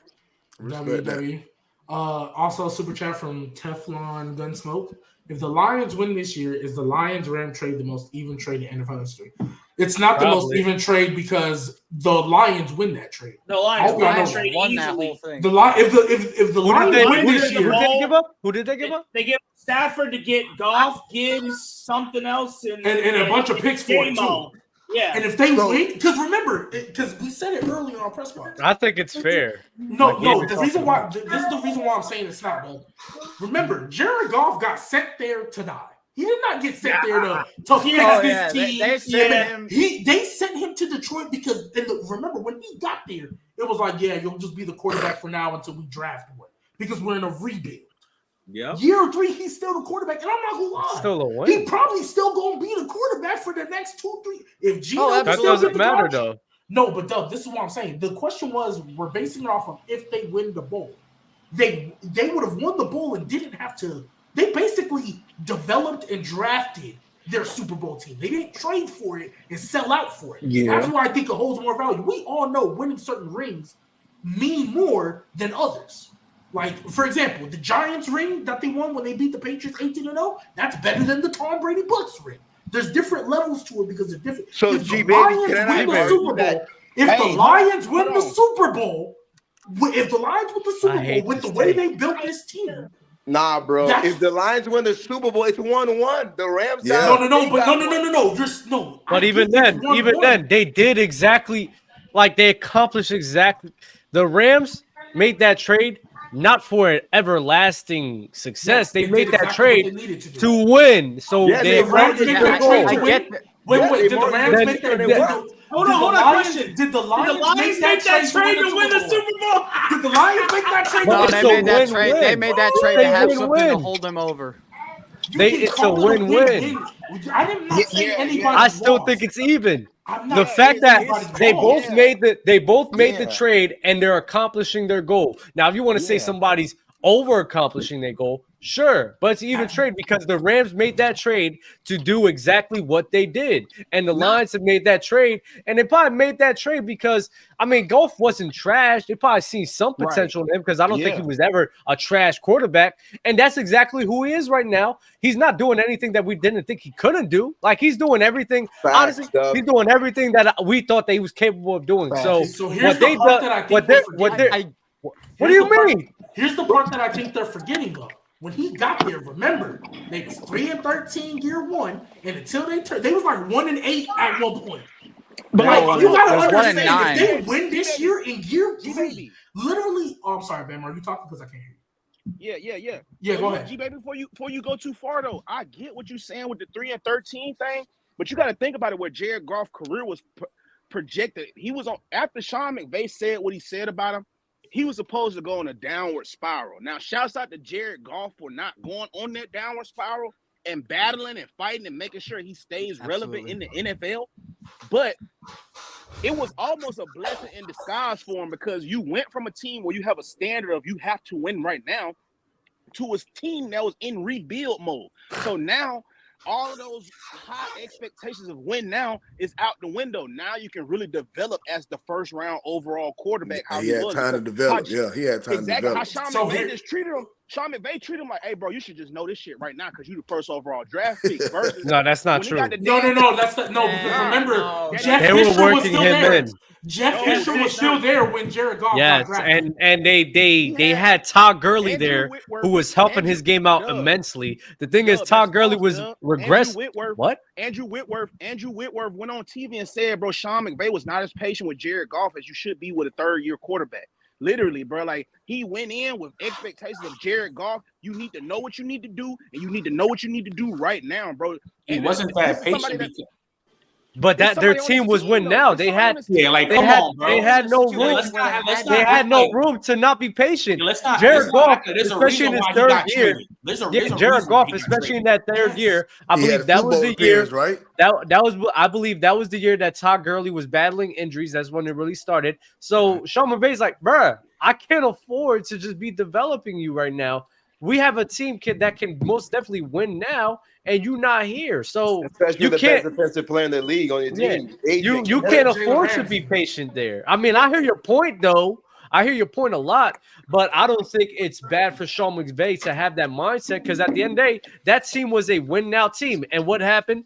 They made that trade, which is why I think it's even. They all made that trade. I don't think it's even. I think the Rams won until the Lions won a Super Bowl. I don't know how. But OJ, that's the super chat though. OJ, that's the super chat. The super chat is if the Lions win this year, how are we looking at that trade? Pull it back. Not right now. Even if they don't win this year, even if they don't win, to me, I feel like they going already. Here's the other thing. Here's the other thing about it. If the Lions win this year. Y'all say the 49ers have a hard road, but if the Lions win, that means they would have had to beat the Niners, who some of y'all are saying should blow them out. And then they would have to go. They would have to go. Argument about what's more Lamar. It's a different argument about what's more impressive. Are you kidding me? No, Dub. Listen, if you have two different Super Bowl wins and one win was definitely harder than the other one, wouldn't you give that harder win the edge? It's not, G-Baby. The question is, isn't it one of the most even fair trades? And I think the Lions would have won that trade more than the Chiefs. And what's fair is them both getting what they wanted out of that trade. The Rams got exactly what they wanted. Like you're arguing something which is more impressive. Yes, what the Lions is doing is far more impressive.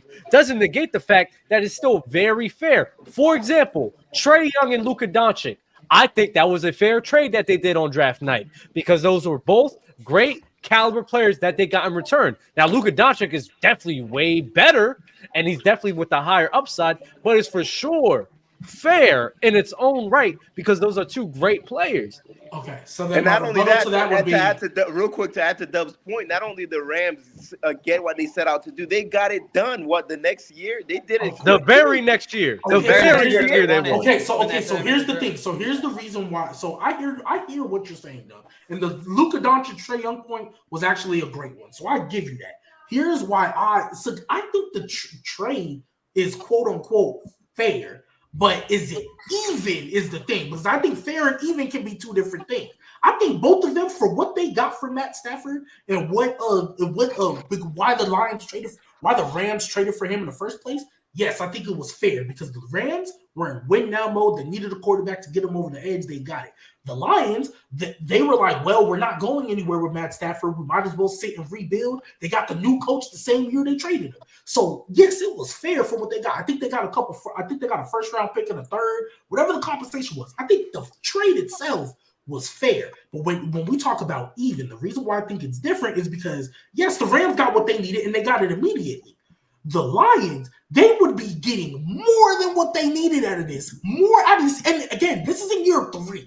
Usually when we do rebuilds, by year 3, and Trey can tell you this with coaches and all that, by year 3, they just want to see you improve. They just want to see you get maybe 9 wins or 10 wins off of rebuild. Because mind you, we were 3-13 and started 1-9 the year before. So they just, by year 3, they just want to see that you're getting better. If you go from 3-13 in year 1 to Super Bowl champs in year 3, that's insane. To me, that makes the Lions kind of get more bang for their buck, which then elevates it's not it even, more it's than just even. fair. So Yeah, it's not even, it's fair. Definitely, the Lions, you could definitely make the argument for more bang for their buck. I can't really dispute that, but to me, you can't then take that and say that it's unfair. I still think it's even, bro, because Super Bowl for Super Bowl. The only way, in my opinion, you could then say the Lions got the better end of it is if after next season, let's suppose the Lions win the Super Bowl. After next season, the Lions go further in the playoffs. Now, not only do they both have a Super Bowl, but now, like, they went further in the playoffs as well. So that trade is showing more dividend, more residual. And let's not forget the Rams got to beat the Lions too. Woo! Yeah, they almost beat the Lions. So if they beat the Lions, we're not even having this conversation. Yeah, that's crazy. Yeah, they already beat the Rams. The Rams, and that's the thing. And shout out to, honestly, that should be a point too, because even the 1-year rental that they want, with their roster going through a complete change, with people retiring, and basically the window for that Super Bowl to be closed, guess what?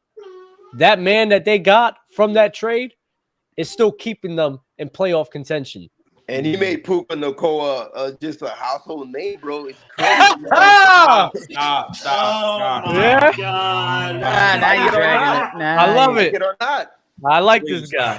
That's crazy. But, so we've talked about pretty much all the people. Super chat room. I'm crazy. I think we got one more. Oh yeah, okay. From Lego Rovers, Bama trying to downplay the defense to hype Lamar shit. That's all he do, bro. That's wait. I don't think Bama did that though. Nah, he didn't. He been doing it all day, bro. He be trying to downplay these people. No, because I just found it very. Let him go. Let him go. This is what it is with Trent. I find it real fitting, bro. Every time they bring up Lamar, y'all always do that Mookie stuff, bro. Oh, bro, the defense. And I just find it real funny that you found out this defense is so historically good when Lamar Jackson is having such a good season, MVP SC. What? So this is what y'all. What? This is numbers are the numbers, though. What are you talking about, bro? No. All of you Lamar haters always holler about, oh, the defense is why he ain't this. The defense. Who said that? Who said that? You talking about the box, bro? Able to do all the stuff. The defense is why he's bro. able to This do is all the this first stuff on time, offense. Bro. I'm not gonna lie. I think on this Go platform, ahead. this is like the first time I've ever brought up Ravens defense being historic. That's just what it is. You may not like it. They have an historic defense with Lamar Jackson. Oh well, cope about it. Take some copium. What you want? Like Hey, Lamar Jackson is having a historic year. Okay. I'm not saying he isn't. Oh, historic year. Historic year by what measure? And actually, an historic year is pushing it. His historic year was literally 2019. 2019, yeah. This is not. But historic. even if we This is disagree, a both of those historic things year could right be here. true, though. What is historic about it? But even then, We I about get to what win the y'all Super are. Bowl.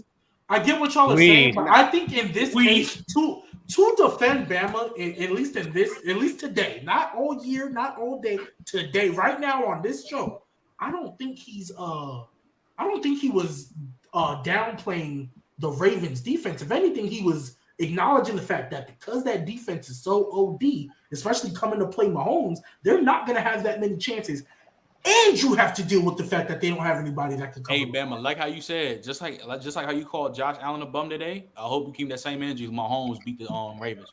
Please don't let that happen, bro. I can't deal with the Taylor Swift Super Bowl because Man, all y'all gonna say is Lamar just had that stat defense when they win. It's all right. No, though. the haters will. no, say if Lamar, Props to Lamar. You talk about the bots and the casuals of the world. Multi-touchdown game. Lamar finna have another multi-touchdown game. Watch. I think he Again, that's not Of course, that's like a no-brainer. all the statements that you be saying. Oh, y'all be hating on. You talking to the bots of the world and maybe some people in the chat. I will say this though. I think the energy that Bama has, Bama always rode with Lamar like forever, he bro. just don't have the same energy. That's what Bama do. For him, his whole thing is like, man, I've been here. Y'all just got here, and so I got here. Bama don't keep the same energy because he be so quick. He be so quick to get on Josh Allen. I ain't hear a word about his old Bama boy in Miami. I ain't hear a single word about him talking about him. Yeah, nah. Oh, you talking about noodle arm? Doing the noodle arm, man. Yeah, to a Breeze, to a Bradford. Yeah. He be so quick to talk about Josh Allen. Oh, y'all anointed him to do this. It's not. Matter of fact, by the way, dude who said Tua was better than Josh Allen. So since we throwing shots at Bama QBs, didn't someone on here say that Jalen Hurts over Josh Allen? Why not? Dub. You said what? Dub. What happened? Don't worry about it. Nothing, Dub. What? But go ahead. Now, when you call Jalen Hurts better than Josh Allen in October? Chill. Yeah. Well, before we get so we've talked about obviously the people who are in the conference championship right now. Let's talk about the people who didn't make it real quick. So I know with the title of the show is Bills are failing. I know we touched on them, but Dub, I'm gonna come to you. So what do the Bills need to do to get over this hump? Like, what can they possibly do? The Bills. Who? The Bills. Trent said it earlier. The biggest one is health. They always get hurt in the later season. Crazy. Their whole defense was beat to hell. Like, yeah, it doesn't make sense how that running happened. on fumes. No, you know what's crazy? Yeah. They had like 7 linebackers hurt and like 3 healthy. That's insane. Yeah, so that doesn't make sense to me. How they consistently just always getting hurt every year, right when the postseason starts. So that's probably the most important thing. Outside of that, I'll say a number 2 guy because I think Josh Allen and probably Cook will be good enough to carry on the running game. But just a consistent guy because I said this. I was saying this in the beginning of the year, like when I think Trent was saying like Allen's like Diggs dependent. Like, bro, there's no one else. So like if he's Diggs dependent, cool. It could be true. It's not a hindrance on Allen. There's literally no one else. Literally none. Yeah. Let me read the super chat. This is so funny. I love this. Shout out to Yersta, man. Dub, bro, need to upgrade the background for your setup with some LED lights or something for Dub's World. White wall, too basic. Mahomes getting another ring. Luka getting his first year of the young goats. Shout out to you, Yersta. I guess I might have to now since you're calling me out on it, little hoe. Appreciate you, though. Crazy. Okay, so because we only got 13 minutes left. Does anybody else want to comment on what the Bills need to do, or can I move to next? Yeah, fire Sean McDermott. Hey, I'm about to say. Wait. OJ, go first because you. Yeah. So as far as the whole fire Sean McDermott, I realize some of our NFL fans, bro, their first solution to everything is just a fire, bro. Thank you, OJ. So quick, bro. That's the go-to. Here's my whole thing for those of you that think fire Sean McDermott, cool. who are you gonna replace him with? Is Mike Vrabel really that much better? Like that's what we have to think about, bro. Like he wasn't the reason they lost, bro. Is he wrong? Yes, Mike Vrabel's not much better. What are you talking about? By the way, wait, stop. Hold up. OJ, wait, hold up. No, because Dawson, that's insane. Dawson, you're my guy. You're my loyal hate council member. But now I'm gonna come at you because come at me. Pause. Anyways, weren't you one of the main guys talking about the reason why you need to fire Sean McDermott is because he's a defensive head coach and you need an offensive minded there? What is the difference with Mike Vrabel? What is the difference with Mike Vrabel? Really? No, I didn't say they need Mike Vrabel, but he's a better coach than what's his name. I think he Ben Johnson. Does Mike Vrabel put him over the hump? And then also too, another side note. Didn't y'all all just say that the Bills are always decimated with injuries on the defensive end? So how is a defensive coach supposed to have an elite defense if every year you get to play that man Mahomes, your defense is decimated? Now, the fact that they held him Josh Allen, 27 don't get me points wrong. Josh Allen sold a couple times. He had some bad throws, but literally, and let me just the say first this year real they played quick. Mahomes, bro, secondary decimated. This year, bro, they didn't have Matt Malone. How many linebackers were out for them? And it's okay. Like 7. It's okay They to had say like that I Mahomes checked. They and had Reed. like. It's okay to say that Mahomes and Reed is better than Allen and McDermott. That's fine. Sometimes a better team simply wins. We don't have to go to like, oh, they could have done X, Y. You know why? They You know were why? the better No. team. This is why right here the Buffalo Bills need to fire Sean McDermott. I saw the Buffalo Bills fire Rex Ryan for winning games. This is the same organization that fired a coach for winning games. But you know what's so crazy? And now they want to. And now they don't want to win. Bet. I got something that's gonna end all this right here. Y'all want to fire Sean McDermott so bad and all that. Up until I brought it up, none of y'all was calling for Mike Tomlin's head. None of y'all was calling for Mike Tomlin's head. I still won't. I still won't. Mike Tomlin. Mike Tomlin, yes, absolutely. Mike How did we get here? I was saying he's on the hot seat. Mike Tomlin been the epitome of mid for years. Hey, you get Mike Tomlin the Bills roster? Are you serious? Are you serious? You better shut your mouth. They're winning. Bro, I have him on the hot seat. I promise you, bro. Hey, I promise you. Mike Tomlin. Hey, look. Mike Tomlin, Josh Allen, he's winning. Mike Tomlin had a great offense, bad defense. And he's supposed to be a defense. Then he gets a great defense, bad offense. Could never have him at the same time. And then in the playoffs, let's be real. Even when he had the triple Bs, what was they doing? The defense was ass. So he's a defensive guy. Y'all want to call him for his head then? No. So why are we calling for Sean McDermott? Why are we calling for Sean No, McDermott? Sean McDermott. I question the play calling a lot with Sean McDermott. Could you not say the same thing about Mike Tomlin at that time? No. I really don't. Hold on, G baby. Mike Tomlin wasn't fake punt with the third string safety game. Like, yeah, their defense was trash because of the players. Here's the thing. Hey, didn't Najee Harris say that they thought the Bills were gonna come out of cover 2 and they came out of cover 1, and Mike Tomlin was making no adjustments? He was like, "Yeah, fine, we'll just run it anyway." Najee Harris literally said that after they playoff loss. Can we not? But here's the thing. My point is, y'all pick and choose when y'all want to fire coaches for winning games and not getting it done in the playoffs, but other guys because Mike Tomlin's never had to lose a season. Oh yeah, cool. Has Sean McDermott had to lose a season since he took over? Maybe Josh Allen's rookie year. Maybe. Has he had to lose a season since he took over? So why he got to get fired? Because when you have a quote unquote elite quarterback like that, you need to get the job done as a coach. Mike Tomlin had Big Ben. Let's go, Billy Antonio Brown. Nick, Josh Allen's better than Big Ben. Nick, that's not fair. At the end of the day, He had Antonio Brown. We're not talking about Mahomes and He had the best bro. receiver in the He league. has- Doesn't We're he not- have a ring, though? Doesn't we he have got a to ring? put not- some in the blame. We got to put some in the Doesn't he blame. have- Hold on, wait, time out, Dub. This is how I know you don't remember shit. Hold on. This how I know you don't remember Does Mike shit. Tomlin have In a ring? 2009 or 2008. At the end of the It day, was though, 2009. Or no, it was G-Baby. 08. So yes, he does. G Okay. baby. J baby, let's not forget. They've Oh, wait, only had and Mike they've Tomlin went to only the Super Bowl 2 years later. Did he not, G baby? they've only had two. Oh, so you gotta win. Okay, you gotta win. They've only had 2 bowl seasons, and one of them they dropped 40 and lost. Like, what are we talking about? What season are you talking about? Against the Jacksonville Jaguars. Let's not act as if he had Le'Veon and Antonio Brown for a crazy extended period of time. He only had 2 postseason runs with them. He went to the conference Is that championship. not even worse? What you mean? How long was Antonio Brown and Le'Veon Bell on the same team? They kept getting hurt. Yeah, they got hurt. Le'Veon Bell was hurt in 2015 in the postseason. How many players on Sean McDermott's team keep getting hurt by the time the playoffs come around and y'all want to fire him? It's the same thing. Matt Milano's huge, man. Milano's huge, bro. Matt Milano, bro. Tre'Davious White was No. Those are huge. But wait, hold on.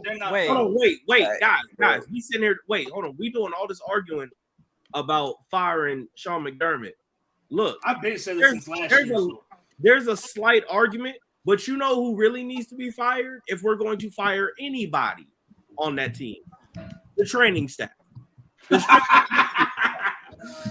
Sure, they can get fired too. Sure, if I'm being completely honest, those are the people that we need to start looking at. And then buy the Dolphins training staff too while we're at it. If that's what thank you. But, also them.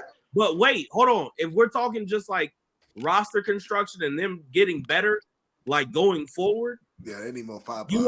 Look, you need to figure clearly going forward. The strength of your team is going to be the offense. Point blank. Period. You have a top tier quarterback. Just at this point, lean into it. Either decide what way you're going to go. Either go get yourself a premier running back that can really carry the load, that'll last you into December, that'll also get some attention off of Stephon Diggs that way, or go draft another receiver and just be like, okay, cool.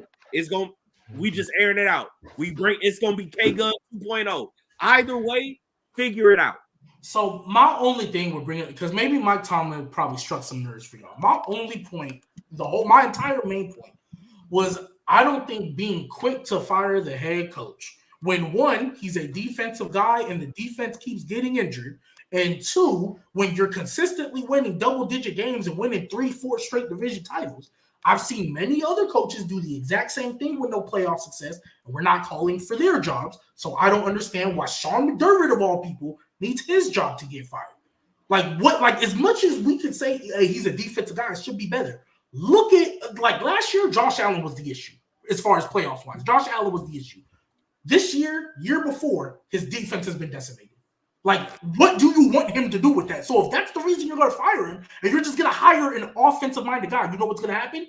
The defensive coordinator that comes in is just going to run the defense. Because Sean McDermott don't call the offensive plays last time I checked.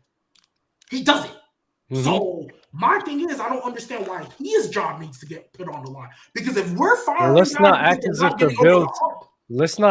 the Bills defense has been a defense that has been overrated as well, even when they're healthy, especially in the run game. So let's not act as if the defense has been something that hasn't been in question as well. Like there has been. The whole team has been in question.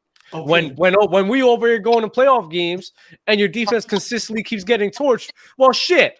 Are you doing your? I get it, you're hurt, but god damn it, what the fuck are we doing out here? You got 42 from the Chiefs. You got 30. You got 31 from the Dolphins. Guess what? They didn't even have fucking two within. So what are we gonna sit here and do then? That was more so. I'm sorry to interrupt, but I just got a notification. The Titans are hiring Brian Callahan as their head coach for next season. Yeah, that's adorable. Cute. Yeah. So but the Titans want to lose. Okay, next. Yeah, they're stupid anyway. So cool. Yeah. And again, I'm not mad at the whole fire McDermott thing, but my whole thing is this: if you're gonna say that, then tell me who you're gonna replace him with. Is that person better? And then also think about the opportunity cost. Banana me. Think about the opportunity cost of bringing an entire new staff. Hey, you all man, you say that shit. Tell me, oh my bad. I almost said it like that too. Yeah, banana me. So I agree with you, OJ. I think if you're gonna replace him, because you can't replace him and then just get whatever, and then be like, yeah, see, because then you just get into situations. Because clearly better than him, bro. Belichick is gone. He's probably gonna sign with Atlanta. Once you remove that, who's better that's left, bro? Vrabel? I'm not convinced that he is. I think they're on the same level, if anything. Vrabel better. What the hell are y'all talking about? You better watch your mouth. What the heck is wrong with y'all? I don't know that Vrabel's better, bro. I don't. Then Sean McDermott? Yes. I don't know that. Oh my god! There are no defensive coaches signing Vrabel doesn't because you're gonna sit here and act like Vrabel clears McDermott, bro. clears him My every thing- single day. No, here's my. Well, here's I my don't Vrabel thing. see it. Vrabel made Ryan. Vrabel made Vrabel Ryan made Tannehill. Ryan look- Oh my God! Yeah. Now I arguments with these two over here talking about how he was trash, but Mike Vrabel over here got him a contract. The defense, with some lesser pieces, has been a pretty serviceable defense for his time being there. So I come on, love what are we that talking narrative. about? Vrabel Here's made my thing. Tannehill. I love the narrative. Vrabel made Tannehill. No, their entire offense was predicated on Derrick Henry and the play action pass, and people started figuring that crap out. And that Was it him or was it like Arthur Smith? Tannehill didn't do anything special. Don't. Tannehill ain't do nothing special. Bro, he peaked out I'm Tannehill, just bro. saying. No, you're not about to. No, don't do it. I Watch said this. offense. I'm about to hit y'all with a The nasty thing, bro. offense in Tennessee. Why he got a head coaching job then? What Vrabel did with Atlanta Tannehill stupid. is what McDaniel is Oh, doing. come to on, Tua, man. bro. Come on. He's We can't like that man ain't do He's numbers. in peaking him, Tennessee. bro. Right, But okay. even their peak is not good enough, bro. Their peak is not good enough. That's my point. Sean McDermott has had Sean McDermott ain't have nothing done nothing like that.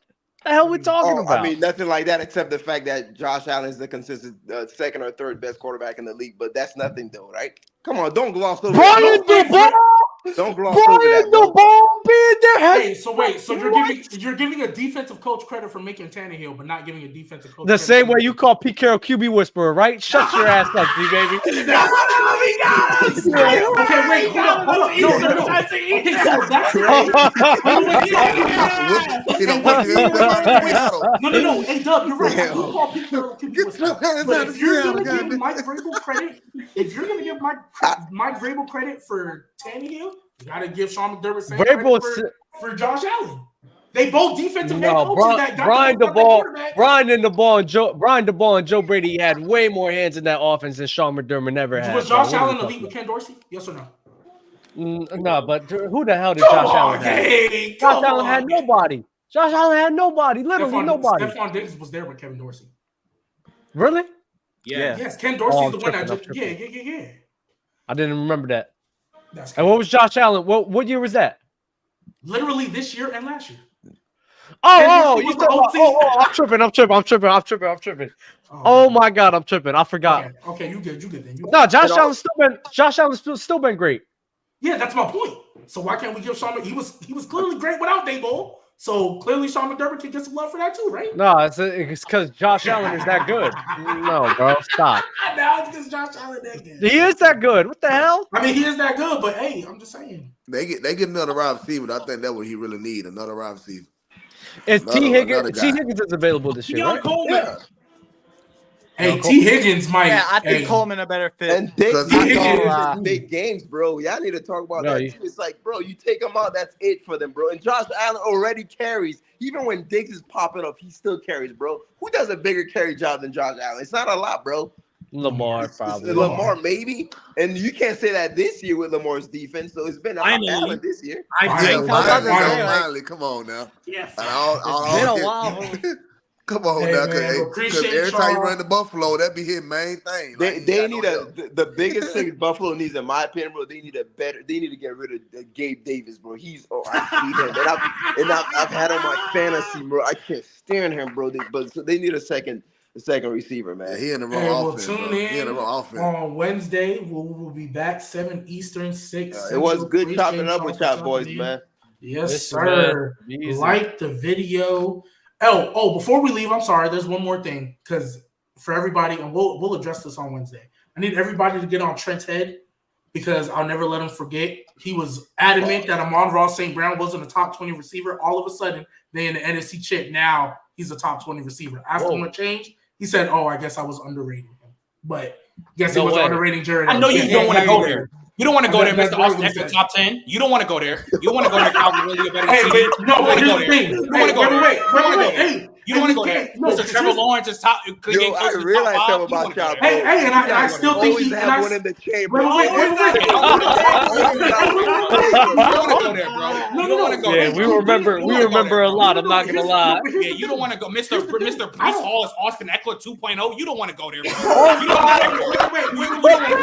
You don't want to go there. You don't want to go there. First off, bringing up 2.0 is crazy. You was trolling? You was trolling? crazy. Bringing up takes where I was trolling is nasty. First off, Austin. So Calvin really top 10 is trolling? Hold up, no. Calvin really top 10 wasn't trolling. Can you let me address all the ones you said? So first off, Austin. That's a lot. Austin Ekeler, I said it at the time where I thought he was, but then, hey, I saw this film. That's crazy. I saw film and I was like, hey, dang, I can't say that no more. So I cannot say the same thing from Amon-Ra. No, because you didn't say it was film. You said it was just because you was underrating him. Nothing changed about him. At least Austin Ekeler got worse. Nothing changed about Amon-Ra. That's fine. You were. What happened with Calvin though? Because I swear nothing changed with him. Look. No, Calvin. He's been the same guy. Calvin. The reason why, that was me pushing my Jags agenda. Now it's pushing the Jags. No. What a hoe. Hey, matter of fact, actually, before we hate that shit. Now that we Baker over at the same time, I do just want to say this. Hey, look, so T-Law's season, the way they fell off and how bad he was. All right, OJ. You know what? It's my fault, Trey. And here's the reason why. Remember how I said, I might pack my bags, leave Nola and head to Duval. I messed up. Instead of picking one of the other, I should have just made it polyamorous, man. We forgive you, man. I should have just made it polyamorous. Give the same type of love to both, man. Same type of love to both. Just know, just know it's gonna be a different type of season, man. I support appreciate y'all. But appreciate y'all. See y'all back Wednesday. Like the video, subscribe, become a Player Choice member. Catch y'all later. Player Choice merch, man. Player Choice merch, yes. Get some of that. Oh, yeah.